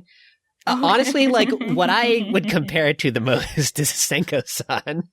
Oh no! Oh my god, no! They don't know. They don't know how you feel about it. I was thinking about Senko-san because I mean it's the same. It is that kind of category of wish fulfilling romance, and I think that what would separate this from Senko-san is if this girl developed more of a personality. Because definitely. I will say my biggest complaint about it so far. I like this show and I like these two characters so far, but I do think that the girl is just too waifu-y. And I do hope that they get more into like her own personality and stuff. Because what this anime is mainly about so far, and what I think it's going for is it's just trying to cure this guy's trauma. Right. This guy's literally lost the will to live because he has been so outcasted by his family to the point where his dad like mailed him a letter to say, "Hey, fuck you, you're dead now. Yeah. your sisters are getting married, so and like your existence would be an embarrassment to the family. So we've decided to tell everybody you're dead." Just like, fuck you, man. So that's kind of funny. It is something that deeply disturbs him and impacts him in his day-to-day life. And I think that this whole series, the development of it is that it's just him getting over that and learning to accept a life with his wife. Which I totally appreciate because the way this guy gets down is exactly the way I get down and feel about myself. So I definitely relate to this guy. Except I can't buy a wife for 100,000 yen, so my life is a lot worse. So fuck this guy. You could probably buy it. Easy, man. Well, that's like $1,000. So like, if you save up a few paychecks, you might be able to get a mail order bride. Well, it's 1921 yen. So at a point, there's one scene where they're at a fabric shop because he ruins her kimono when he's having like a depressive episode. And so like to make it up to her, he goes and like buys fabric for her to make new kimonos out of. And they're like, I ruined your kimono, make a new one, bitch. Like, come on. This fancy fabric is 9 yen. And she's like, oh my God, that's so expensive. Yeah. Oh, that's true. Laughs in USD. Whoops. Yeah. Laughs in Bitcoin. Laughs in, what is it? What's the thing? QTFs or what? NFTs, yeah. Well, I mean, it looks kind of flowery, so I'll give it a shot for replay value's sake, but yeah, I think it's really funny that you've gone over 2 with replay value recommendations. Yeah, it's true. Yeah. I am hoping that, again, like I said, I hope this girl develops more, and I am hoping that it has more of a payoff, because the one thing that I think is hooking me a lot more than anything in the show so far is that this is a complete manga. Mm-hmm. And it's only 5 volumes, so this is something that's going to be done in 12 episodes, for sure. So okay, that's good to know. Yeah, so I'm looking forward to seeing this to the end, just because it will end. Right. One way or another. One way or another. So... yeah, I recommend it. It's fine. It's fun. Could be a little again, very wish fulfilling, and that I can totally see that rubbing people the wrong way. I hope it just pays off though. Yeah, I thought the introduction of the main character's sister in the second and third episode was a good development for the show. Oh yeah, that's right. His sister shows up and is like, "I'm going to live here now, XD." I don't know. I wonder where they're going with that. Yeah. Like the way his sister, who's basically just like a huge bitch, gets literally cured of being a bitch overnight because she meets the perfect girl, that is like kind of an encapsulation of my issues with the show. Wait, I didn't even know that happened. Oh, I didn't even know episode 3 was out. Oh yeah, episode 3 is out. Yeah. Lol. But he like literally comes down after her first night in the house, and the two of them are like making breakfast together, and he's like, what happened in such a short time? It's like she literally stopped being a bitch overnight because she met this girl who is just that perfect. But I think the addition of more characters can only be a good thing for the show.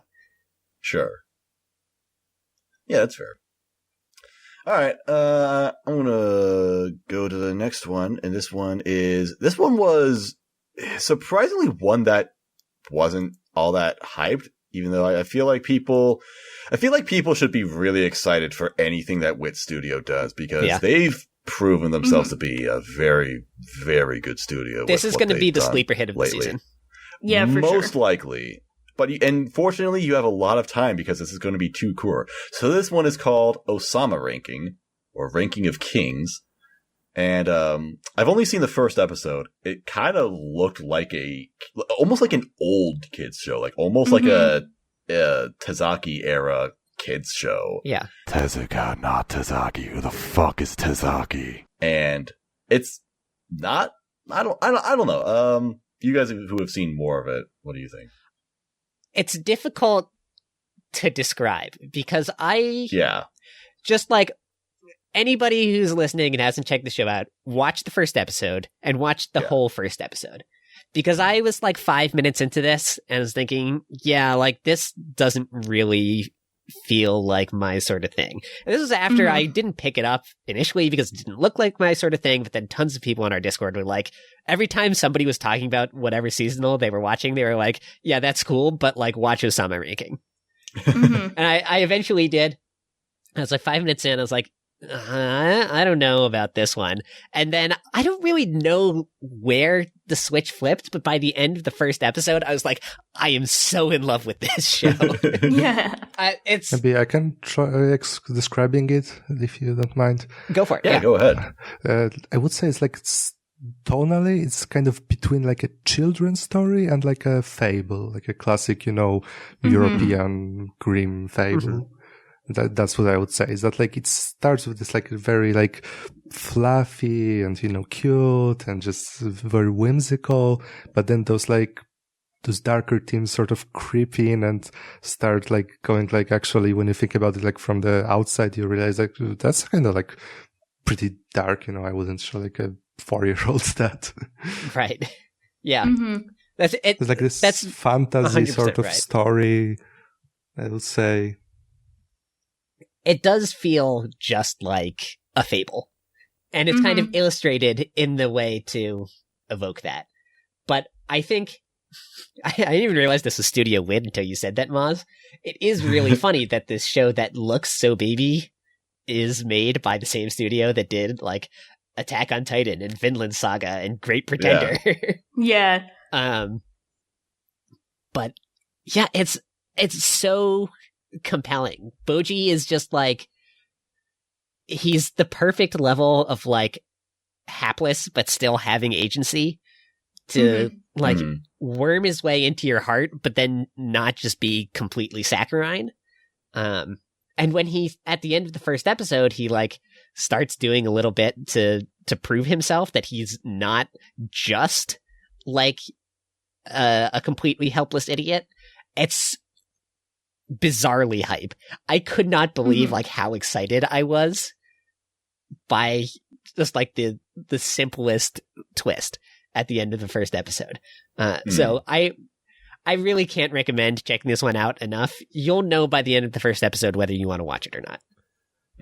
I wouldn't even describe him as an idiot. I would just describe him as like very innocent and oblivious. As a child should be. Right. Because he's like he's deaf. He can't hear, and because of that, he also can't really speak. He can make sounds, but he doesn't know how to formulate them into words. But but he can speak like in sign language and read from lips. So that's how he communicates with the world. And it's also like pretty small and weak. So the world just kind of takes a pity on him, but also some other people place like really huge expectations on him that, he's a prince.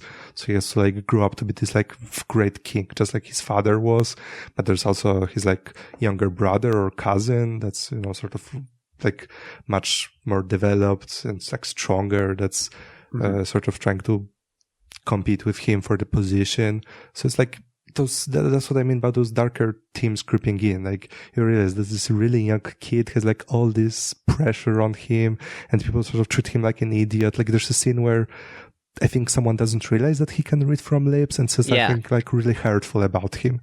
And, the story doesn't like tell you that he understood it. He just, you have to connect the dots yourself.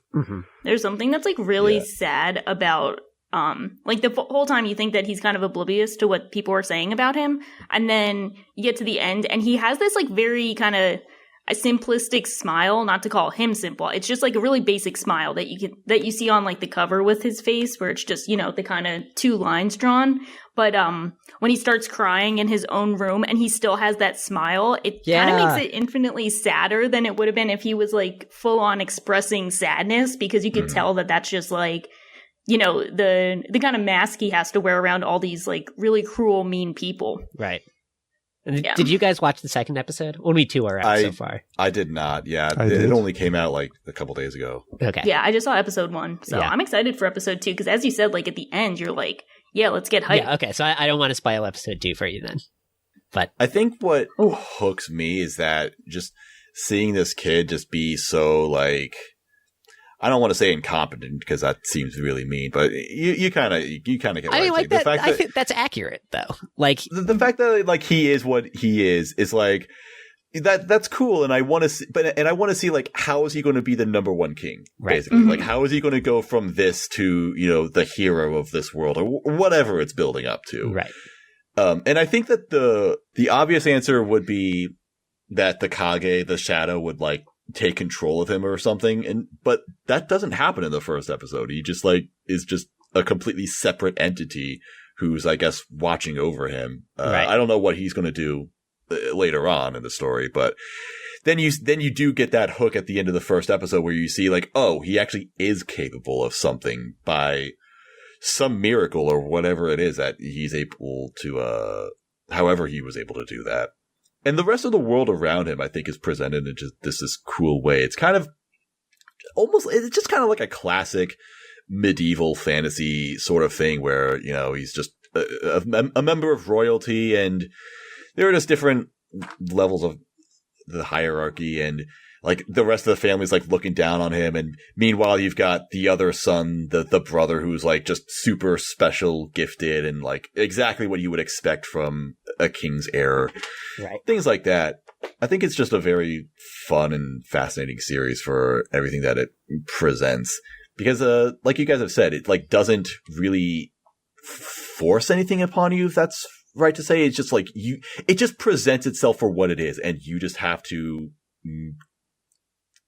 it's like, it'll give you the story on its own terms. It's not going to just outright state anything early on or things like that. You just have to take it in and see it for yourself, basically. Yeah, totally. There's like a scene in episode 2, I'm not gonna say what exactly happens, but it's like a twist where you're sort of getting excited. Yay, things are, going great, and then sort of taken away.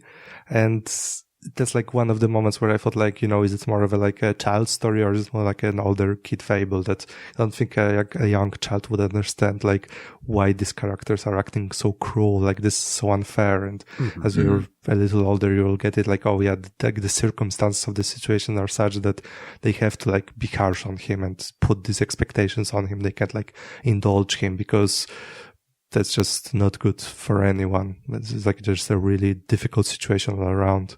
Yeah, well put. Yeah. I also just want to say I love how ridiculously comically small he is. Like in the scene where he talks to his father, the king, who is like a literal giant, and Boji is like the size of his finger. Yeah.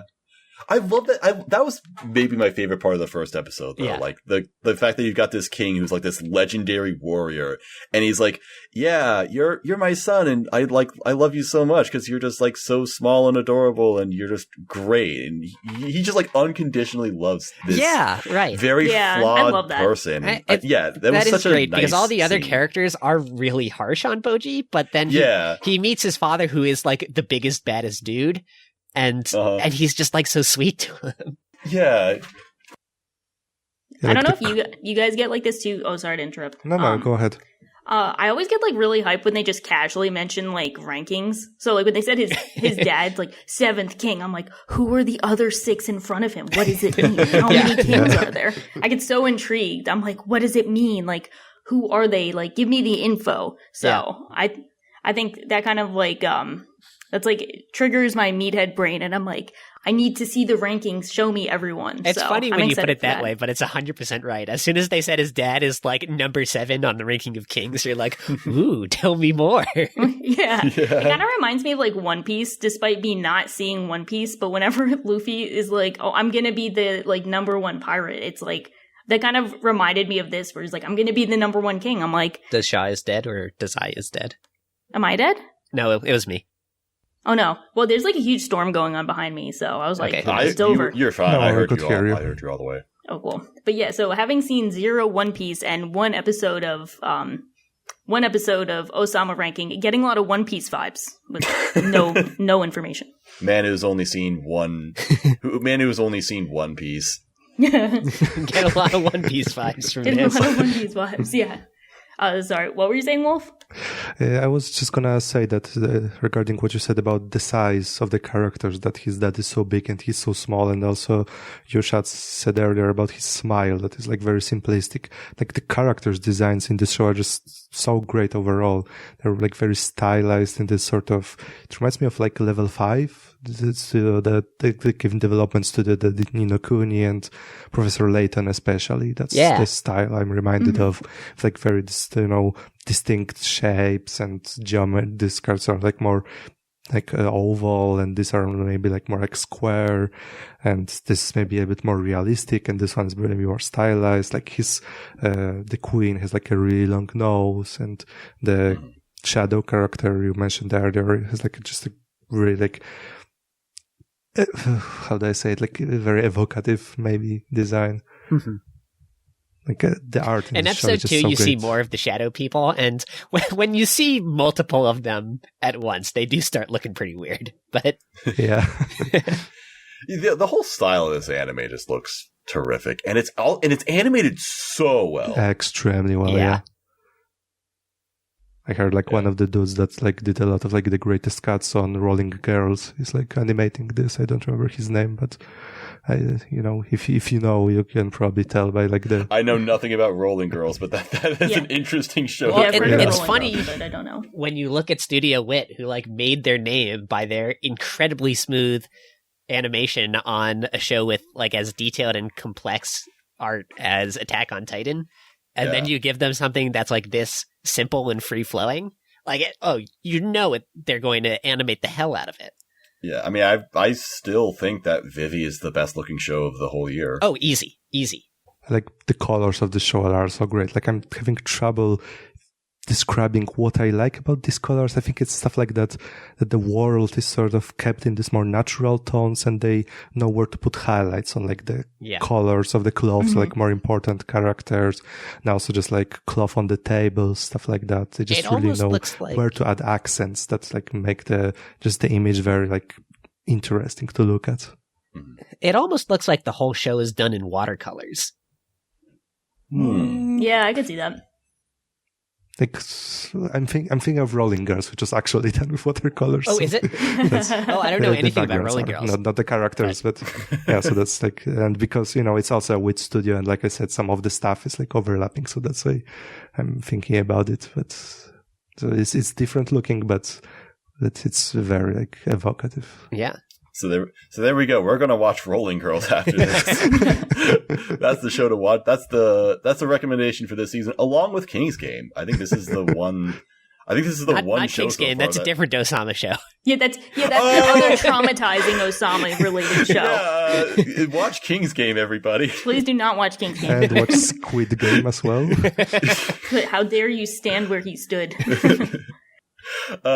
Anyway, King's Ranking, yes, I think is the one show that all of us have recommended. Yeah, like at least strongly recommended so far. So far, yeah, I think, yeah. So far, ... Hopefully, there's another one. I don't know. Let's hope. Anyway, Yeah. So this next one was it's not very popular, at least on like. This is probably just going to be like a cult show because you know what it is. It's Yamada Naoko. Legendary Kyoto Animation director has seemingly left the studio, and for the first time ever, right? Yeah. She's been there her whole career. She's now with Science Saru, which is Masaki Yuasa's studio. Yuasa's studio, formerly his studio, because I think he left. He didn't leave. He just retired from directing.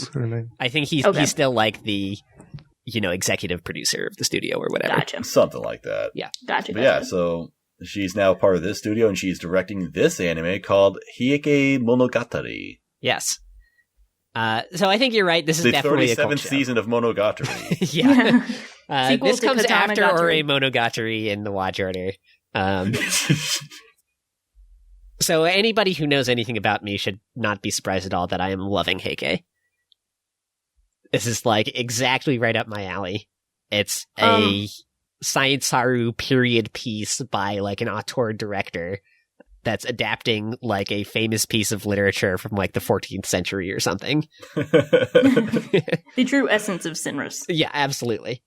I have a confession that I started the first episode and I got to the butterfly and I made a shitpost and then I did not come back to it. So I think it'll look good.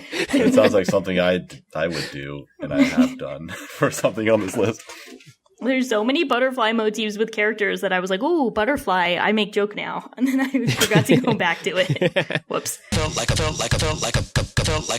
butterfly. Yeah, this is definitely not a show for everybody. If you are the kind of person who likes shows that really require your attention, like part of the issue with trying to watch this is that it's an adaptation of like a classic Japanese literary work, which means the target audience, which is people in Japan, already know all of the characters and everything that's going to happen in it. So they don't really spend a lot of time on making sure you can follow what's going on. So it will require you to pay a lot of attention. There are a few points where I had to like Google people's names to make sure I still knew what was happening and everything. But if you're willing to put in the effort on that kind of show, and this is the kind of thing that sounds interesting to you, then it executes that promise perfectly. Basically what it is it's the story of that the Heike refers to like the rule of the Taira family in feudal Japan, who were like the noble family that controlled like the most of the country. They were the power behind the throne for a whole bunch of emperors, and eventually got like so big and full of themselves that they attempted a coup against the emperor, and there was a big civil war in which they were finally overthrown and led to the establishment of the shogunate. So that's like the baseline of the story. And what this version of it does is it shows kind of the peak and then the fall of that family through the eyes of this like young girl whose father was killed by their guards, who has the ability to see the future. So it's basically like focusing on the human tragedy of the people who are swept up in the ambitions of the leader of the Taira clan, and then how everyone like comes to ruin as a result of that. And it is poignant and emotional and absolutely killing it so far. Cool. Yeah. Yeah, Based. I don't really I don't bother paying attention to the story. Like I knowing that, it expects you to already know this story, I just accepted that, okay, things are gonna fly over my head. I'm just gonna, what I get it from, I guess is fine. But like, I'm just watching it for like the atmosphere and all these like creative shots and all these like interesting compositions, and the animation is also really good. There's a lot of like this. There will be like a scene where there's like a lot of characters and just one character in the corner somewhere will like do like a head turn that's like really snappy and the hair flows in like a really nice way, or they like do this extreme close up on someone's eye and animate that in like real detail. So, and the music is good. So I'm just watching it as a sort of just an audiovisual experience and really enjoying it for that. Like you said, now Koyama knows how to make like interesting storyboards. The other reason to watch it is if you're a fan of Aoyuki, because she voices the main character and she is killing it. Like, they are like, whenever there's like a big story beat, they'll like cut to her character like playing the biwa, which is like this classic Japanese instrument, and doing that kind of like warbly traditional singing about like the hubris and fall of the clan as it's unfolding, and the way she performs those songs is awesome. So if you like her as a voice actress, then you should definitely check that out. It's a similar instrument to the what's it called, the one from Mashiro no Oto. Oh, The shamisen? yes. Yeah, It's very, like very a similar sound to sound. that. Yeah, so like if you're into that, then that's another reason to watch, I suppose. Cool. Also, it has a great opening. Ooh. Oh. Ooh. I've pretty been normal like for science jamming art. to the opening every time it's come on, and then just today when I was watching an episode, decided to finally like look up what the name of the song is, and discovered at that point that it is actually by a band that I listen to. Oh, damn. Oh, really? Yeah, Hitsuji Bungaku. It's like a female-led like shoegaze band. Cool. I don't know what any of those words mean. So shoegaze is when you look down on your feet. Oh, okay. It's one of those terms that like started out as a way like critics made fun of the artists, because they're like, yeah, the artists are always looking at their feet because they're working so many pedals and everything. It's like very technically impressive, like pop rock. Gotcha. That's cool. All right. I was going to watch this. I honestly, it's not even that I didn't have time. I just, I'm currently very sleep deprived, and I'm like, I don't want to watch this show when I'm tired. It's probably something I should probably pay attention to a lot. So I'm going to watch it when I'm in the right mindset. I also didn't want to, I also didn't want to get swept up in the hype because on Twitter, especially, there's just like this cult that worships the ground that Yamada Naoko walks upon. So I didn't want to like, I don't know, like I didn't want to just watch it because like, oh, a bunch of people on Twitter said it's good or something like that. Because it's like a weird I can't environment. always trust them. Right. Yeah, It's a weird situation. Like Liz and the Bluebird. Sorry. I'm no Same. Yamada Naoko stan, but I am a Masaki Yuasa stan. And if he's no longer making anime for Science Saru, then I'm glad that they picked up another just like visionary director. Yeah, that's what I like about this is that I know some people are like those same people were like really upset that she left KyoAni. But like Science Saru is a place where she can continue making her stuff. Yeah. It's a pretty good studio. It's a pretty progressive studio. I think she's a good fit for them. I heard a rumor that before she joined Science Saru, she actually directed like a couple of openings under a pseudonym, and like one of them was the Love is War opening.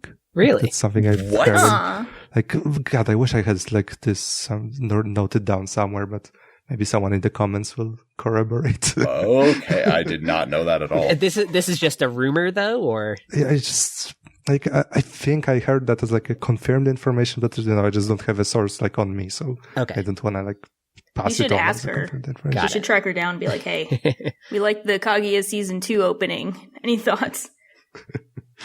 That would be cool. That's kind of cool, though. If she directed the season 1 Kaguya opening, wait, that wouldn't make any sense because she was It was season 2 for sure. The one that okay, I well, I heard the don't care rumor about the about. season 2 opening that much. I Never like mind. the season 2 opening. I need this. Give me the info. No, I don't like it that much. Whatever. Oh, well, I don't like the first one as much. Oh, Ooh. No, you. All right. All right. Next up, we'll get through these pretty quickly because these are short anime that we're watching. Specifically, Wolf, you are watching something called Ganbare Douki-chan. I am.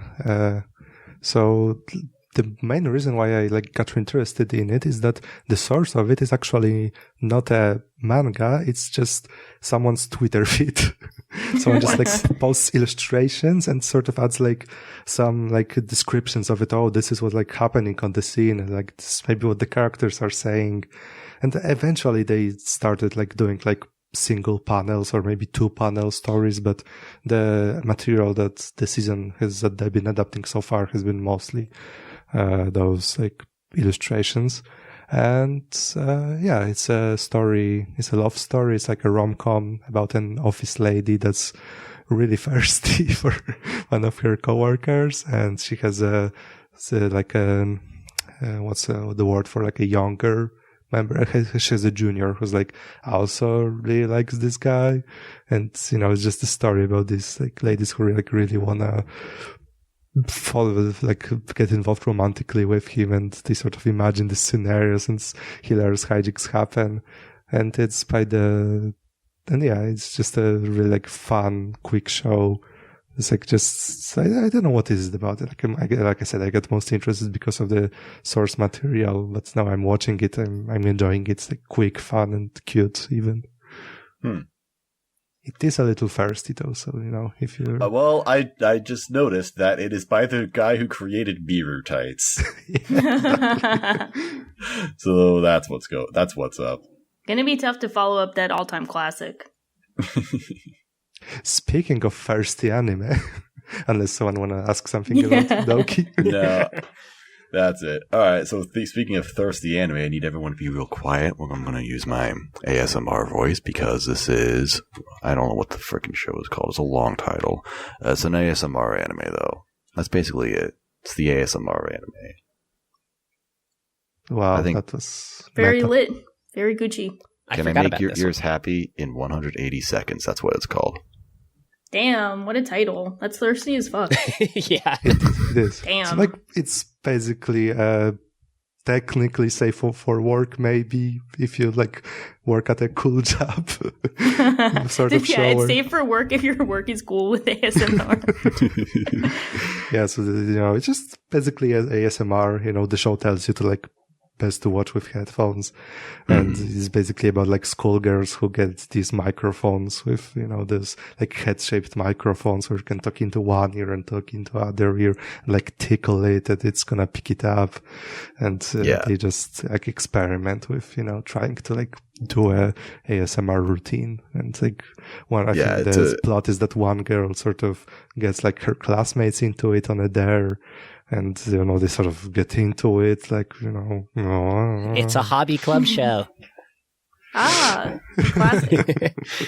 Yeah, it's just girls doing ASMR so far on this head-shaped microphone, which is such a weird thing, but I guess... Those things are pretty weird.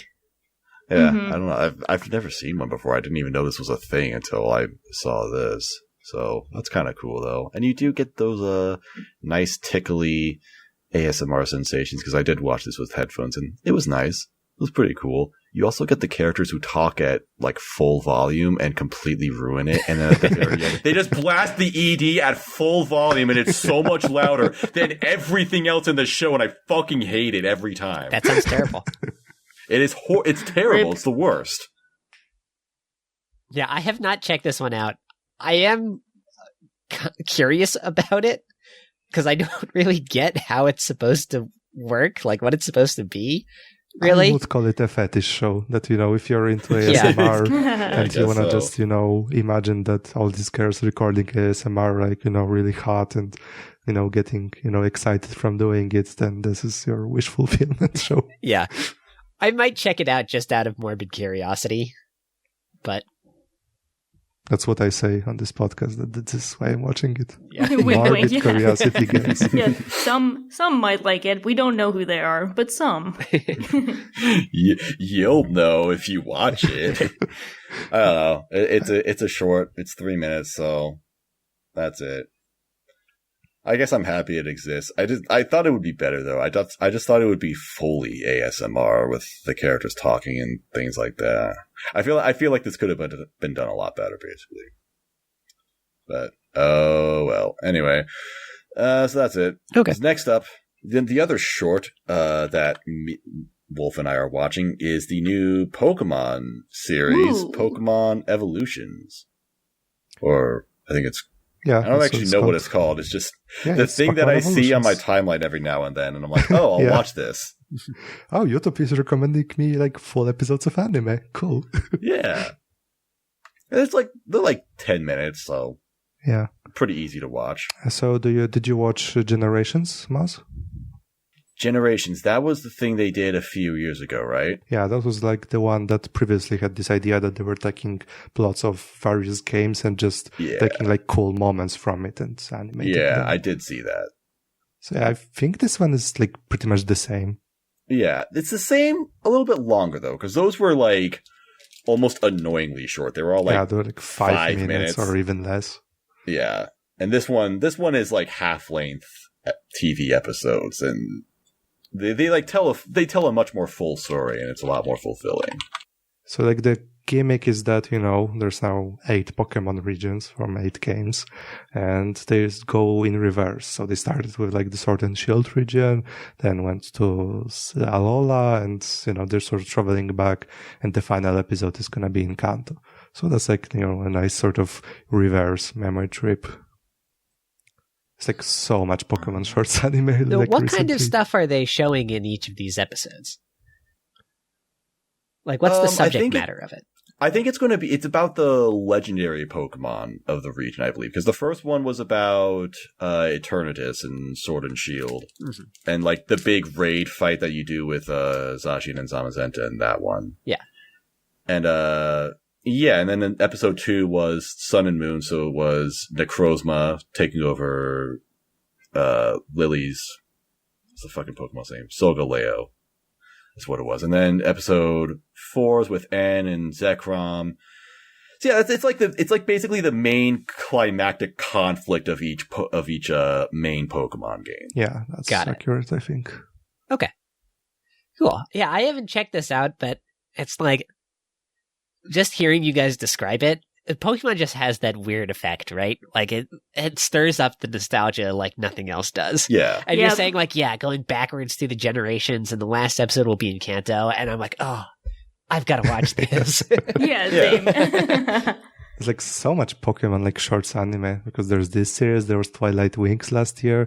There's like still an ongoing Poketoon short that's sort of doing this like slice of life stories, like original characters, like just random areas of the like Pokemon world. It's like, it's cool that they're doing it. I'm really enjoying like their output in this area. Yeah. Pokemon is good. It's just good. Controversial statement. Kind of goated. It's why I'm accepting of the fact that I just don't like the main games that much, and I don't care about like Sword and Shield, because I have other things in this series that are amazing. Do you mind if I quickly shout out one more short? Sure, go ahead. So it's called Deji Meets Girl, and it's like just 2 minutes. That's right. I think just like 2 minutes, even with opening and ending. And it just says like this short about like a girl who works like a desk job in like a seaside resort, and the guy goes in and just weird things start happening. They go into his room and they're like suddenly underwater, but they can breathe, and they sort of like move around and they talk about something, and then it just ends and they're like on the floor, and then some like a giant plant grows out and they start climbing it. It's just like this very like nice atmospheric show with like these really nice, very digital colors that are, and this like thick dark blue outlines that makes it look like a little like a flash animation, maybe like sort of Newgrounds, like more detailed Newgrounds style. So it's just something I've been like really enjoying the vibe of, really enjoying the animation and art. So if you're just looking for like a nice mood piece for like 2 minutes a week, then I recommend it. Cool. Speaking of Pokemon, if you see James Turner's art style, like the doodles he does, I'll post one. It's like the exact same art style in this show. Like that's what this show looks like. Oh, that's cute. Yeah, it looks nice. I saw like some of the first episode. I say some, even though it's like 2 minutes. I'm going to watch the whole thing when it ends, just because it just seems like it looks nice, and I was interested in it. So that's cool. Cool. All right, now we're going to get into sequels a little bit. I think is this an actual sequel? So, all right, Sinris, tell me about Lupin III. All right, Lupin III. I never watched Lupin before this past year, and now it's one of my favorite series. Nice. So, Nice. Lupin III, if you haven't heard of it, it's this originally a manga from the 60s that has had tons of different anime adaptations over the years. One of the most famous is Castle of Cagliostro, which is well known as being one of Miyazaki's first movies ever. It's basically like your classic kind of campy, like Band of Thieves story, where Lupin III is like this globe-trotting, world-famous master thief, and he's got his gang of misfits, and they pull all sorts of like wacky heists. And you've got your Interpol officer Zenigata, who chases him all over the world and is always trying to catch him and never manages to pull it off. Just good classic stuff.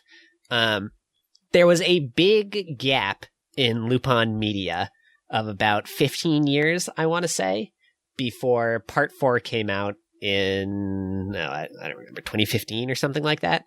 And that kind of kicked off this new era of Lupin III content. And interestingly, this season that's airing now, which is Part 6, is the first Lupin ever that's like a direct sequel to a previous installment of it.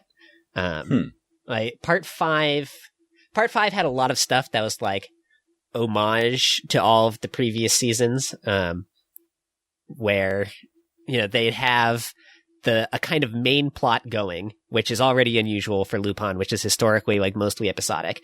But they'd have like a main plot going for a stretch of episodes, and then they'd have a couple episodes that are just one-offs that are set at like kind of mimicking the style of older adaptations from like parts from like previous decades, and then they'd go do more main plot and such. And in that, they introduced like a new antagonist, this guy named Albert, who's voiced by Suda Kenjiro. Nice. And when Lupin, in like the first time they meet, tries to murder him with a car bomb. But he came back in the first episode of this part 6 now, which is like the first time Lupin has ever done that aside from like cameos. So I recommend everybody should try this out. Lupin Part 4 is my favorite of them. It's also the best place to start if you've never seen any of it before, because it's the beginning of the new era. It's set in Italy. It's got like this great new girl who's not part of the established gang, but is there for this season, named Rebecca Rossellini, who's awesome. The whole gang is awesome. Start with Part 4. If you like it, watch Part 5, Part 6. Also watch the like CG, like Pixar-ish animated movie they made a few years ago called Lupin III the First. Also extremely funny, very slapstick. It's basically like Lupin crossed with Indiana Jones, where he's like fighting Nazis for like ancient alien technology. It's really good stuff. Please check out Lupin the Third if you never have. I second this recommendation you will love for it. the 3D movie.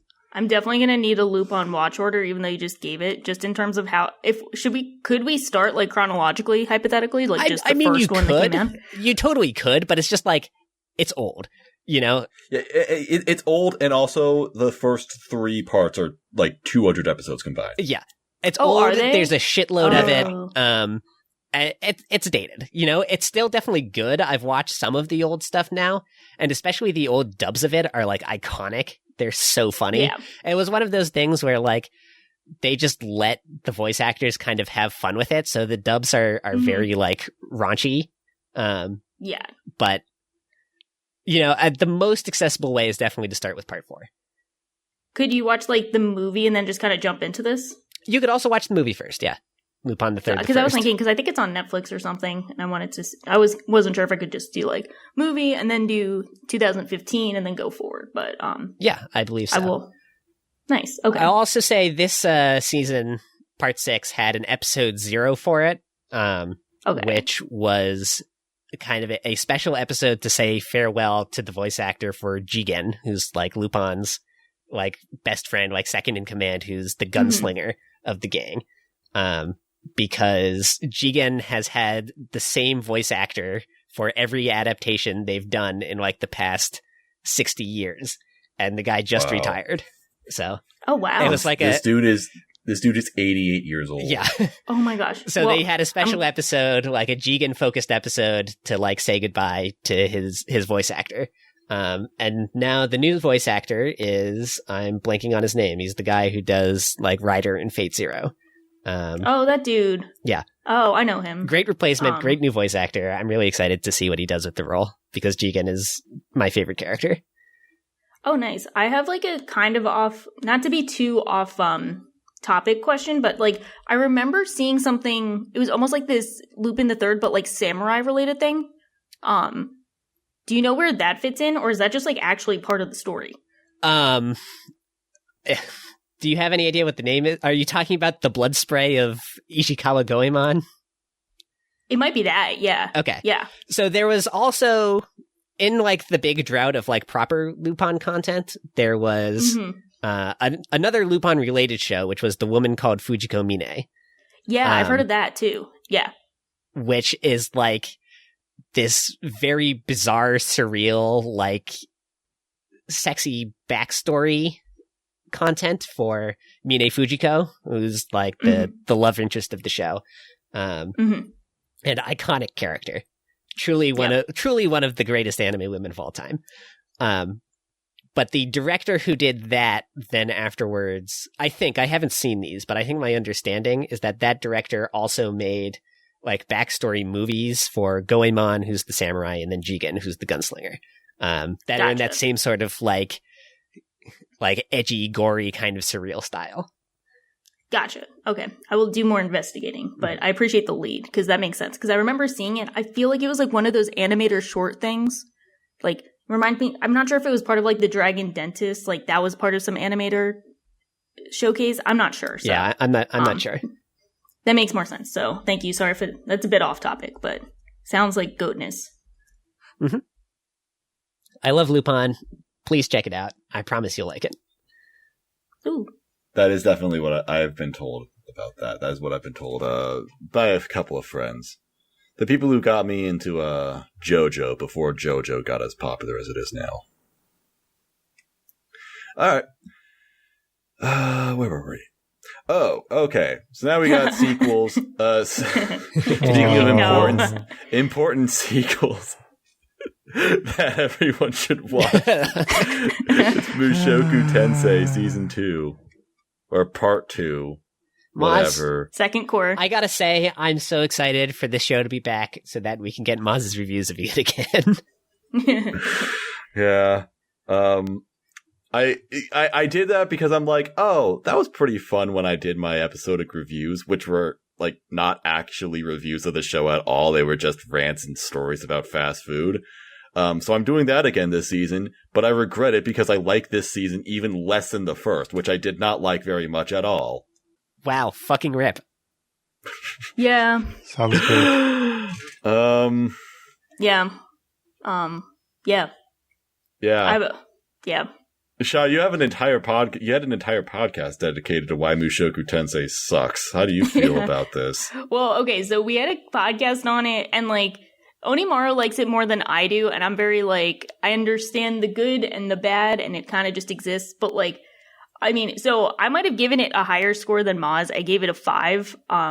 So I feel like genuinely neutral on the show. I feel like that. But it comes across more negative based on how I discuss it, because I think it's just, I think there's a lot of fair criticisms towards it with how it handles sus stuff. I don't think it handles it that well. It's very indulgent, as many light novels are, as many isekai light novels are. You know how it goes. But then there's some cool stuff. I like the oppressed dude, I forget his name, but the one dude who got blamed for killing everyone. Oh, right. I should know this because the Spard or whatever. Rugiard? He's a fucking weird name. You know. I thought it was the Spard, but that sounds like a slur and also might be his name. No, his race is called the Superd. Supard. Whatever. Superd. Okay, whatever. So he was kind of cool. Weird they kind of names. have some interesting stuff going on towards the end, which could translate into this season well. But for the most part, it's just it's kind of there. I feel like apparently not. I was gonna say if you liked season 1, you'll like season 2, and if you don't like season 1, won't like season 2. But it sounds like if you don't like season 1, you will increasingly not like season 2. But yeah, I think because my complaints about season 1 are just amplified here. Like what you said. Excuse me.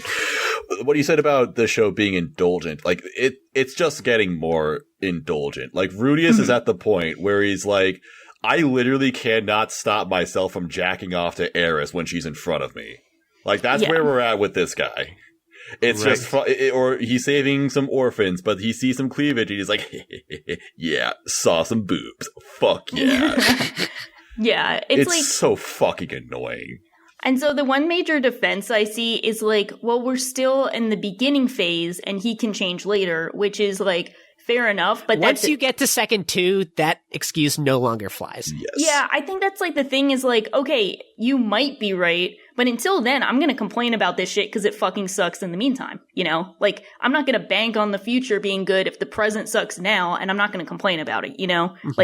You might be correct. If we get to that season and he is somehow better, I will say, hey, good game, you guys called it. But until then, he still sucks. And my thing is always okay, he has all these bad qualities. Do the good qualities of him make up for them in any way? And my answer is no, because I don't find him that interesting outside of anything. I just don't find him interesting. So it's as you're saying, it's let's save the orphans. Oh, wait, look at the cleavage on that one. It's the stuff he's doing out of those scenes is not interesting enough for me to kind of give him a pass for, I don't know, jerking off to his cousin or whatever. Yeah, there's not an interesting character underneath him. Sure, aside from the hoariness, he can be dependent and intelligent and things like that. Fine. He's not a good character. Yeah, and that's the thing is if he had interesting aspects outside of that for me, if I found them interesting, I'd be okay, I'm willing to sit around and wait for him to get good, but my complaint would probably be more that I just find him kind of boring. So, I mean, it is what it is. I mean, people have pretty much already made up their mind on this on the show. I don't think anyone's going to change their mind based on this part of the season. Although I think the writing quality actually stepped down, because I don't think that anything in the first season was like badly written. But then in this season, there's an entire episode where Rudius gets captured because he saved these like beastmen or kids who were captured. He basically busted this whole trafficking operation that was going on. He saved all these kids. His beast guy partner killed all the people who were running the operation. It's like, all right, cool. But then the actual beastmen show up and they think that Rudius was behind the operation. So they just kidnap him and capture him, and they just keep him up in this cage for a week without ever talking to him. Like, they literally, like, it's not even like there's a misunderstanding. They just straight up never acknowledge him, and they just, like, keep him holed up in there. And then afterwards, those guys the traffickers they get their revenge by burning down their forest. Epic. So Rudius is able to escape, and he saves them once again. And they're like, oh, wait, you saved us in the beginning? Oh my god, so sorry. We had no idea. Yeah, because you never fucking talked to him. You're so stupid. It was dumb as fuck. Yeah, I could see that being like really frustrating where you're like, okay, how about we communicate with the dude? Like, try and get some kind of leverage too, because he's like from a rich family. I don't know. I mean, it's also just, I think one of the big things is like, you know, I'm not a big isekai fantasy person. Like, the specific medieval fantasy that's explored in isekais is just really not for me. So like, the bar was kind of low anyway, so there was really no hope for me. But I mean, if people already like it, that's like fair enough. I think that's cool that they enjoy it and it looks pretty cool. So hopefully they enjoy this part as well. Fair enough. Yeah. Yeah. I have to say something nice. I have to say something nice for the people who are going to come after us in the comments. No, you don't we don't have to to say say anything something nice. Those people don't have rights. Exactly. I'm just going to finish this season, and then I'm going to put this series behind me. Unless they adapt the spin-off series that apparently exists that's about Roxy, I will watch that because Roxy is a good character. Just give me her and remove everything else in the show, and I will watch that. Pretty cool hat. She's an extremely well-designed character. Why was she masturbating in the hallway, though? That was not well-designed. Was she wearing her hat then? I don't think she was. Oh, no, I forget. I don't think she was. That was a bad call. These are the big questions. Actually. All right, next anime. The next anime is a sequel that I think got broken up because of COVID and also delayed. This is the second half of 86, which debuted in the spring season. And a show that we were mixed on at first, I think, but then kind of came around to liking more by the end. Yeah, and now I'm back to being mixed on it. Oh no. XD.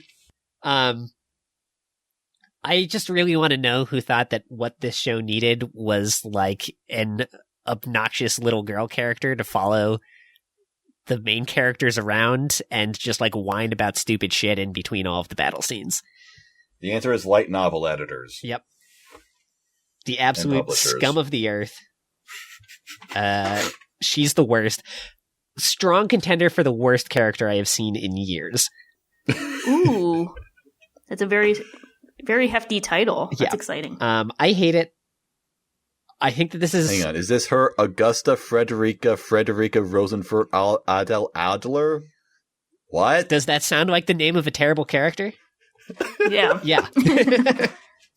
Very not good. She's the worst. She has no reason to be in the show, and the fact that she's like plot critical just makes it worse.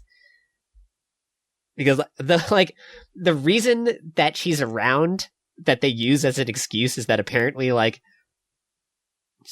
the country that the new characters are in now used to have a tradition that every military unit had to take care of a little girl. What? As like a team bonding exercise. What?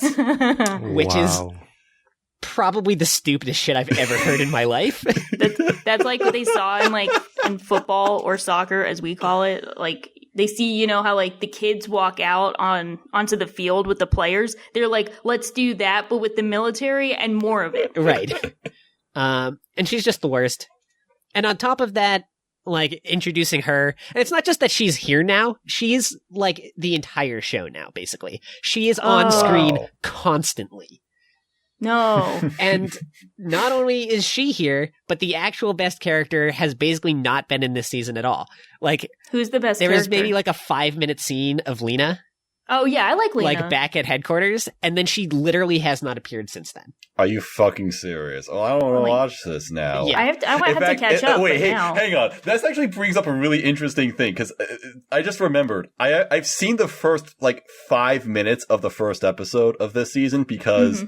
And what happened is I took a screen cap of Lena and then I posted to Twitter. I did what Shaw did. I just did a shit post on Twitter. I said, Lena the handler, I'd like to handle her. And then I forgot to watch the rest of the episode. So do you mean to tell me that what I've seen of 86 is all that she is in the show so far? Yeah, basically.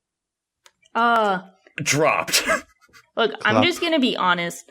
I like the show. I think it actually really exceeded my expectations for the first part. Agreed. And I'm definitely interested, minus the kid child. We just don't need to add kids to shows. I think we should just stop doing that. But we should just eliminate children. Destroy the child. Yes. Destroy the child. As Alex Jones would Corrupt say. them all. Except for Boji. Except for Boji. Yeah, except for Boji. Oh, Only except for he has Boji. rights. Yeah. I'm just here to watch Lena and Shine get together. I don't care about anything else. I'm here for them to get together. I know it's going to happen. I read the Hunger Games. I know what happens. We know the end game. I'm waiting for them to become a couple. It's going to be cute. We're going to see cute fan art. And that's just what I'm here for. I don't need the kid. That's it. Yep. It's so frustrating to me because what I was most excited about for season 2 was that I felt like 86 over the course of the season, really came into its own. It started out kind of dumb and then, serioused up. There were a lot of, major character deaths. The remaining characters went through a lot and it had a very serious and, impactful ending. And I was really excited to see what was going to happen next to them. And what basically ended up happening next was that the 86 just are in the same situation they were in before, and there were no consequences to their suicide mission. Even the fucking dog robot that had that really weirdly, profoundly moving montage scene. The Kino scene. Yeah, that was a fucking amazing scene that they made me care about this packaged dog robot. And then in the second episode of this season, they bring the dog robot back to life. Wait, no. I can't believe. No.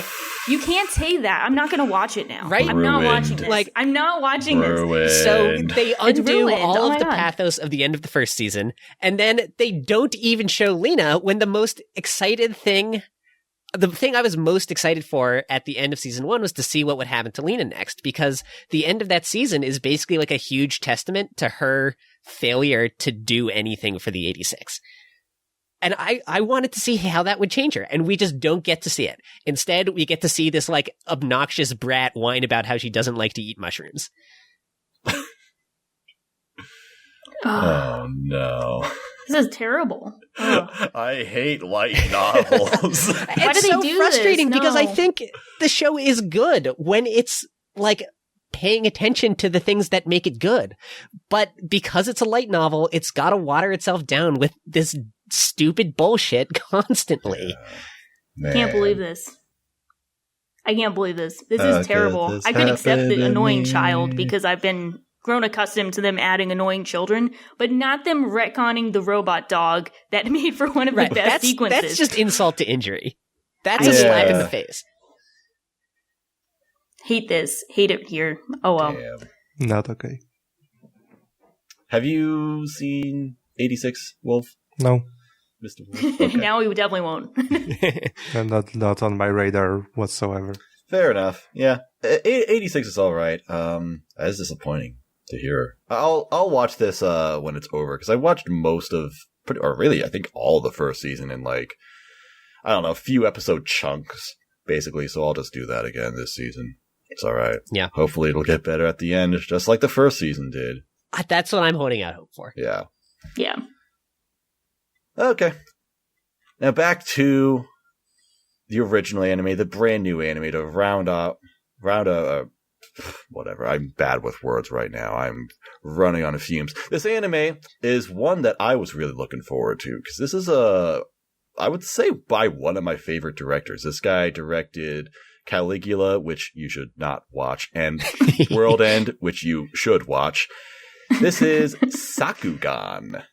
I thought you were going to say, like, list all the shows he directed and be like, don't watch them, though. Just watch this. One of my favorite directors. I hate everything he made. No, World End is good. World End, Great Witch Hat anime. Oh. I missed that one. Tell me more. Yeah. No witch hats in Sakugan, though. At least so far. Yeah. Yeah. This is it's like a mashup between Gurren Lagann and Made in Abyss and yeah, that's a good description. And Somali and the Forest Spirit and like probably 10 other shows. Listen, it's a Trigger show. It has all the Trigger. things you expect from a Trigger show. It's It just like Yeah, it's also Kill la Kill. I was watching the first episode and being like, you know, this might be the point at which I'm sick of the Trigger formula. Is it actually made And then I by watched Trigger? a little more and I was like, I thought it's made by Satellite. isn't it? No, it's made. Oh, is it not made by Trigger? I thought you guys were just like I memeing. thought you You're were like, making a joke because yes, this looks and feels exactly like a Trigger yeah, show. that you're but just no, being it like is Satellite. facetious. Yeah. Oh, really? Oh, okay. Whoops. It's my a bad, Trigger but- show, though. Like, just say, just go all in. It's just a Trigger show. Yeah, go all like in. it just is. It is. It's about a guy named Cucumber and his daughter Meme Poo, and they like pilot a robot with drills and live in like this weird society underground, and they fight kaiju. Like it's a Trigger show. It's also pretty good. Yeah. I was thinking that it was Trigger at the beginning. I was kind of like, yeah, I think I'm getting sick of this formula. And then by like episode 2 or 3, I was like, nah, no, I'll watch this show, like no matter how many times they make it. I think I was most excited by episode 1, like, because a lot of happens. There's this, like, really exciting, chase sequence at the start, and there's, like, great animation, great colors in it, and you don't really know, like, what the relationships between the characters are yet. And then after that sequence, like, the context is given, and it's, like, really, really snappy, really fast. Like, the exposition, like, just keeps going, and, like, I've heard like even complaints from people that they thought the first episode was paced too quickly, like too much happened. Really? But I disagree. Like I love this sort of like I thought it was fine too. So yeah. Yeah. It was one of those where it ended and I was like, that was only 20 minutes. Yeah. Like there was so much that happened. Yeah. The other notable thing about this is, Sha, when you said that other Senpai show had the best OP, that made me really excited to check it out. Ooh. Because the OP for Sakugan is also It's awesome. fucking amazing. Ooh. It's such a banger. Pretty Matter what good. you say. I gotta No matter what you say. Yeah. Fucking hype. Please make that the It's so opening for good. this podcast. Yeah. Ooh la la. I love the first episode all the way through because I just love settings that look detailed and busy, like Yeah, Trigger me too. typically does. So this world just feels so lived in, and it was a lot of fun to explore it. And then the conflict happens. The kaiju shows up at the end of the episode, and it's like, all right, we're gonna go fight the kaiju, and then. Then something happens, and I kind of don't want to give it away because it totally blindsided me, and I did not at all expect it. And it elevated what was a pretty good first episode into a freaking amazing first episode. Agreed. Ooh. It was absolutely wonderful, and that's what starts this whole journey with this adorable and fucking psychotic little girl who's just a fucking terrible little shit, but at the same time, This love is the her. other valid child character. Yeah, Yeah, like this is how you do the obnoxious child character. yeah. Yeah. See yeah. I know lots of people are like really upset with her because of just how reckless. Because she fucking sucks. Yeah, which like totally valid, but I'm also like Yeah. totally down for her. I think the bigger problem overall is that her dad is a total fuckboy. Like, he's so lame. He's always Really? like, Oh, you don't like him? I don't like hate him. I like Gagumba. like, I get that he's just, like, trying to be the nice dad, you know, and all that. But, like, even in the first episode, all the characters are just like, yeah, this guy sucks. Like, yeah, oh, Meme and Pooh, oh, she's so cool. She's amazing. Her dad, though, fuck that guy. Yeah, just let her do what she wants. Shut up. And I was actually getting, like, really emotional in the first episode, which is how you know a character is well constructed when he's like, yeah, like, at a certain point, like, you have to let the kids grow up. yeah.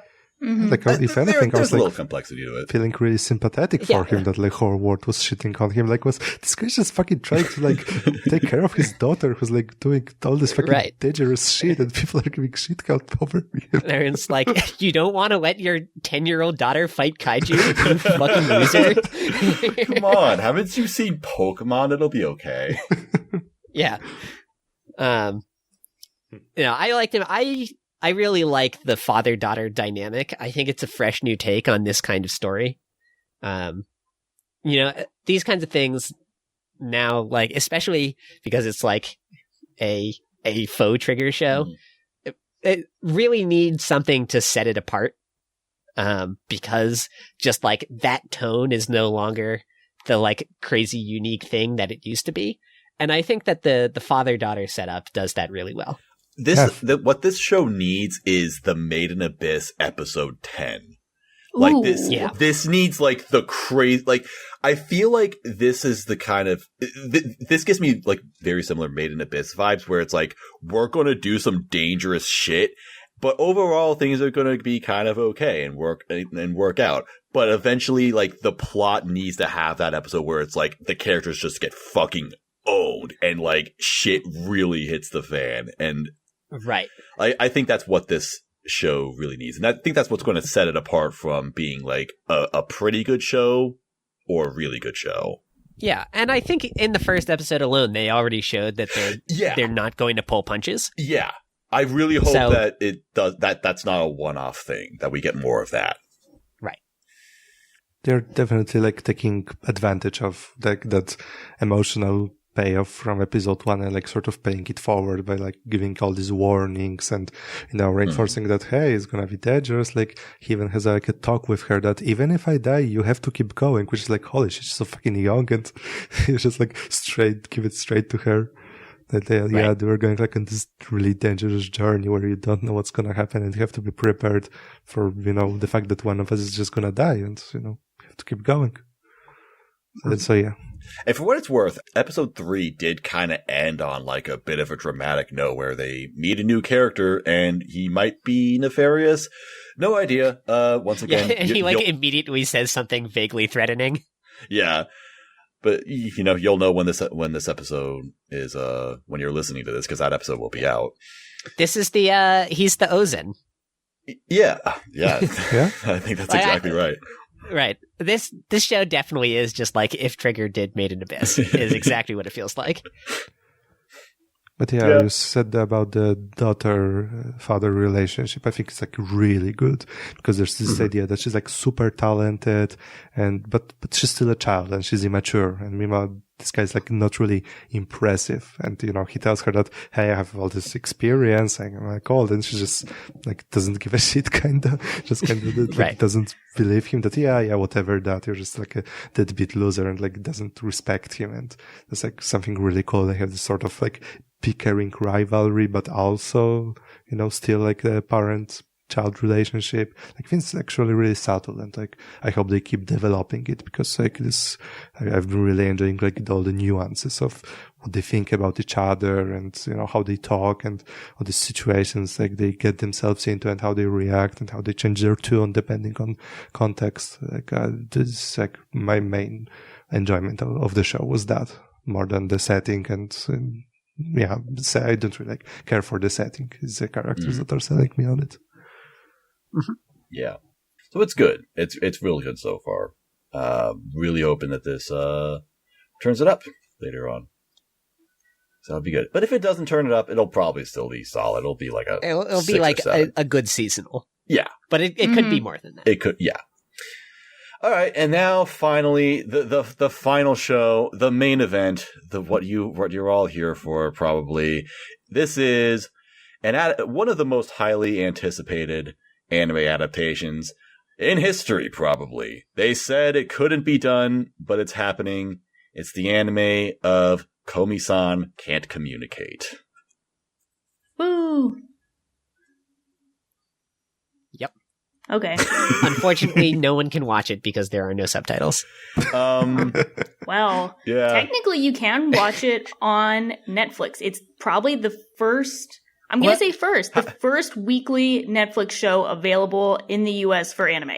Well, Shah, I said there are no subtitles, and the fact that it's on Netflix doesn't change that. True, but Because Netflix is like... just didn't sub some of the signs. Way Netflix to show was about a like- character who communicates through text. Yeah, I was going to say, Netflix was like, Komi can't communicate, and neither can we. Netflix can't subtitle.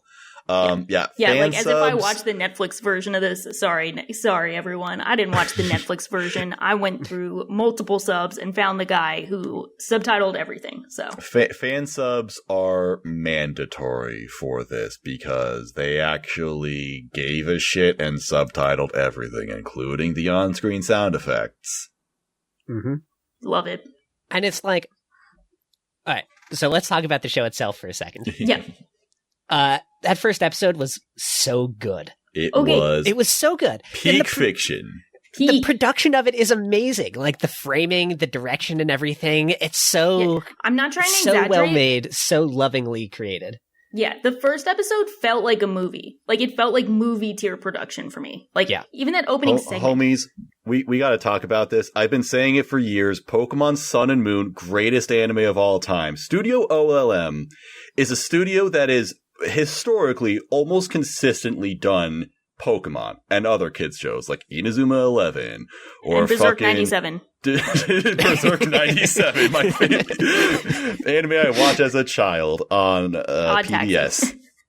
Yeah, and then so they've almost exclusively done like kids shows, and then suddenly, for some reason, they're like, "Fuck you! We do seasonal anime now. Have Odd Taxi and Komi-san." Wait, I didn't know that was the studio that did Odd Taxi. Yeah, Yes. no, I went on their page. They did Berserk 97 and Odd Taxi. What the hell? This is like the scene at the end of the season where like the joke side character is like, actually, I've been a huge badass all along. Yeah. Like, this is they have suddenly rocketed it up to, like, being my favorite studio because Komi's presentation is unbelievably amazing. Yeah. Yeah, Like, that was it wild. It honestly blew my mind. Like, the scene where the guy, like, first meets Komi at the lockers and, like, says something to her, and then she, like, gives him that look, and he's like, oh shit, what did I do? Like, the way they present that scene is just, like, so out of nowhere dramatic, so well done. I was like, oh my god, what is happening? It's like you watch this episode and you're like breathless. You're like, oh my god, I gotta catch my breath. And then the way they animate, like, her really awkward, stiff, like, half run out of the room, yeah. And then the chalkboard scene, it's beautiful. I almost started crying. I'm not exaggerating to use really that word. was It's getting watery. gorgeous. Yeah. Yeah. And so I watched that with the good subs, and then apparently that subgroup, you know, because of the quality, it takes them a million years to do any episode. So they still there's haven't only put out one episode out. They still haven't put out episode 2. But I was like, all right. Fair. The wait is worth it. I will wait very for much. you guys. I was like, okay, you know, like, we're recording impressions. I want to have seen more than episode 1 because I know this is such like a big show for the season. Okay. So I found like next best subs by reviews I could find, and I watched episode 2, and I was like, no, this doesn't do it. Like the translations are fine, but like the level of craft in the show deserves that level of craft in the subtitles. So I'm not going to watch anymore until NovaWorks does more of it. Yeah. And that's why not having retro is great, because I can do that without feeling like I need to finish it in 12 weeks. Yeah. Yeah, I'm just so impressed that they managed to really make those like breathtaking scenes, like in the first like minute and a half where they show like the impact she has on everyone because she's so gorgeous. They nailed that just as well as they nail like the comedic scene where they go like full chibi and she makes like the face. I'm gonna just call it the face with like the big eyes. Komi face. I think love it's the just Komi face. The Komi I love face. the Komi face. Yeah.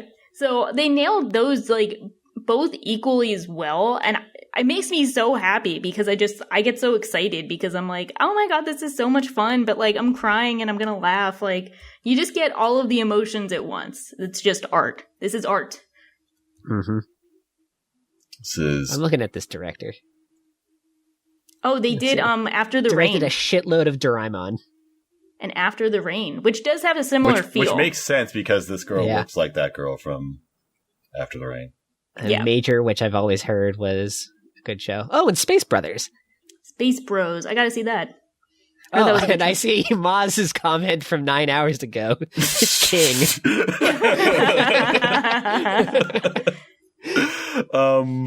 Hopefully he sees that. Oh, I think what's just so cool about this is that, like, I feel like there's the term moving manga exists as like a criticism, like when an anime just kind of takes the manga panels and just uses them as a storyboard, and it kind of makes for some flat presentation in anime. But in this case, they quite literally do animate the manga, but not in a way where it's like, I feel like I'm just watching a manga that they've animated. Like, it feels like anime. Like, I'm watching a fully produced anime, but it still, like, has all those manga references, like the sound effects, the paneling, and other things they do. It's like, I don't understand how they made it work as well as they did, but it's mind-blowing to see this. Yeah. I think whenever people talk about, like, the great directors, it's almost always for, like, very heavy emotional works. Mm-hmm. So I really want to shout out here that this is, like, 10 out of 10 perfect directing in a comedy. Yeah, for sure. Yeah.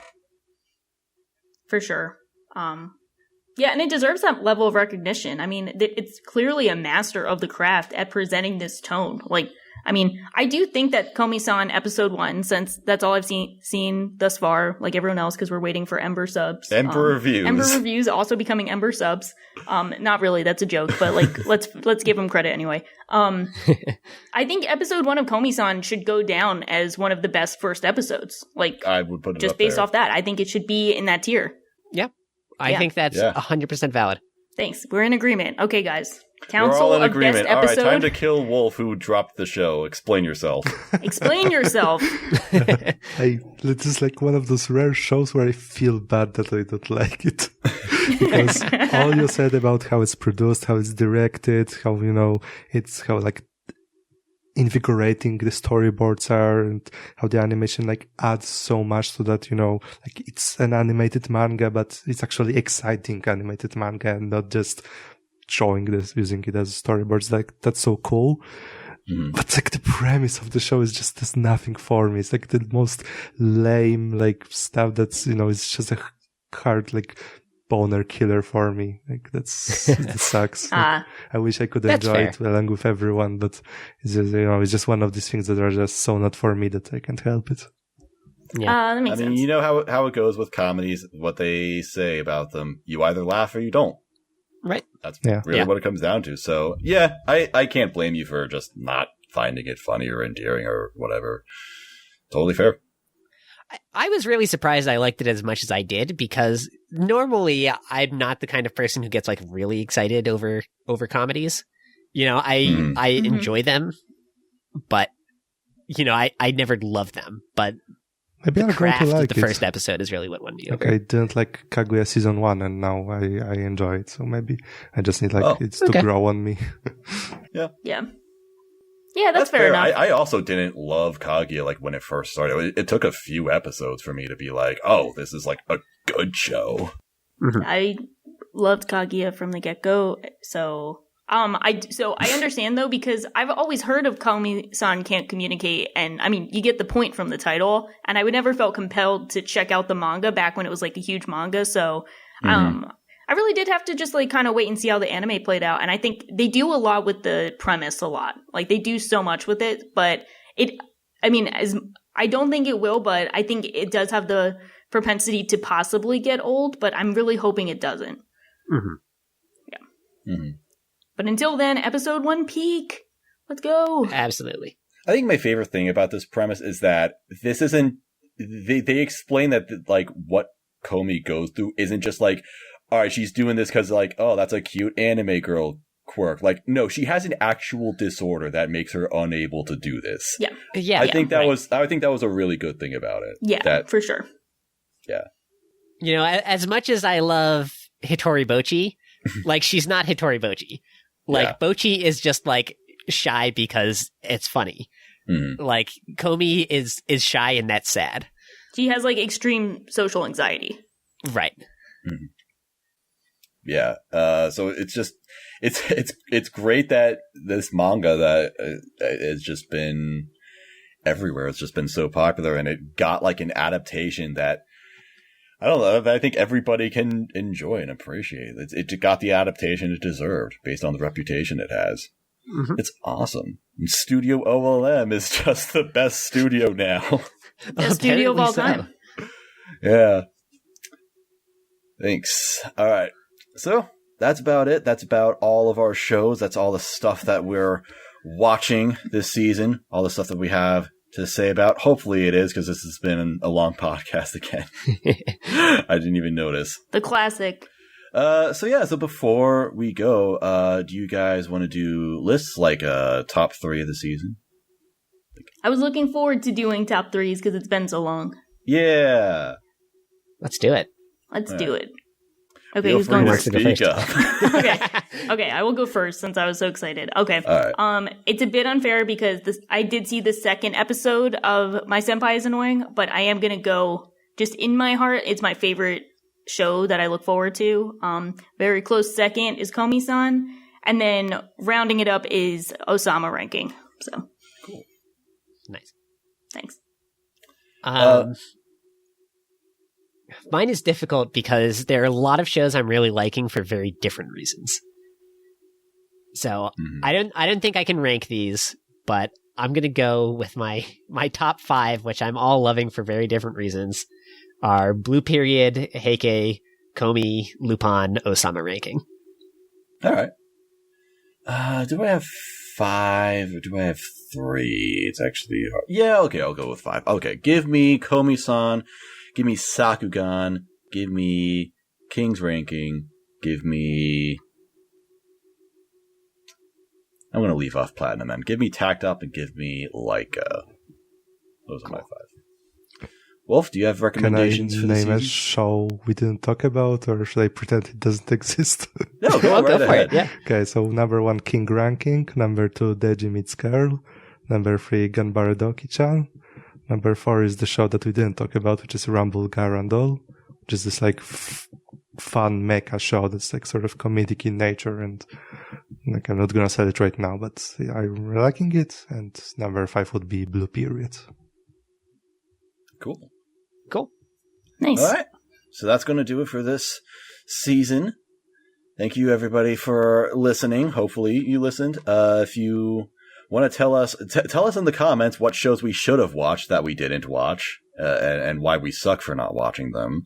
And then tell us what your favorites are of the season and are. Don't forget to tell us what's going on in Mieruko-chan. Yeah, don't hesitate to tell me why I was wrong about whatever show I talked about. Or like never mind. just leave a like and a comment and subscribe if you want, or check us out on whatever MP3 platform you prefer. And then follow us on Twitter at Tokyo Podfathers. We're on there, and also our Discord link is in the description. We're going to do something. Tomorrow's Halloween, so I'd like to do something for Halloween. We might do something on there. I don't know yet. We'll see. And next month, I promise we're going to have the gang watch for Bunny Girl. Wow, you have my word. I'm actually going to do it. Okay, awesome. Yeah, and then we'll do other stuff. So yeah, but of course, thank you very much for making us part of your day, however you choose to go about your business beyond this podcast. So that said, Sinris, Shah, and especially Wolf, thank you very much for joining. Thanks for having me. Thank you. And good luck with the awards this year, Wolf. Hopefully they're good. Check out the RANME Awards. That'll be that's going to be coming up, so they're going to start posting about that on. Yeah, they work RANME. real hard on them, and they put on a good production. It should be really fun.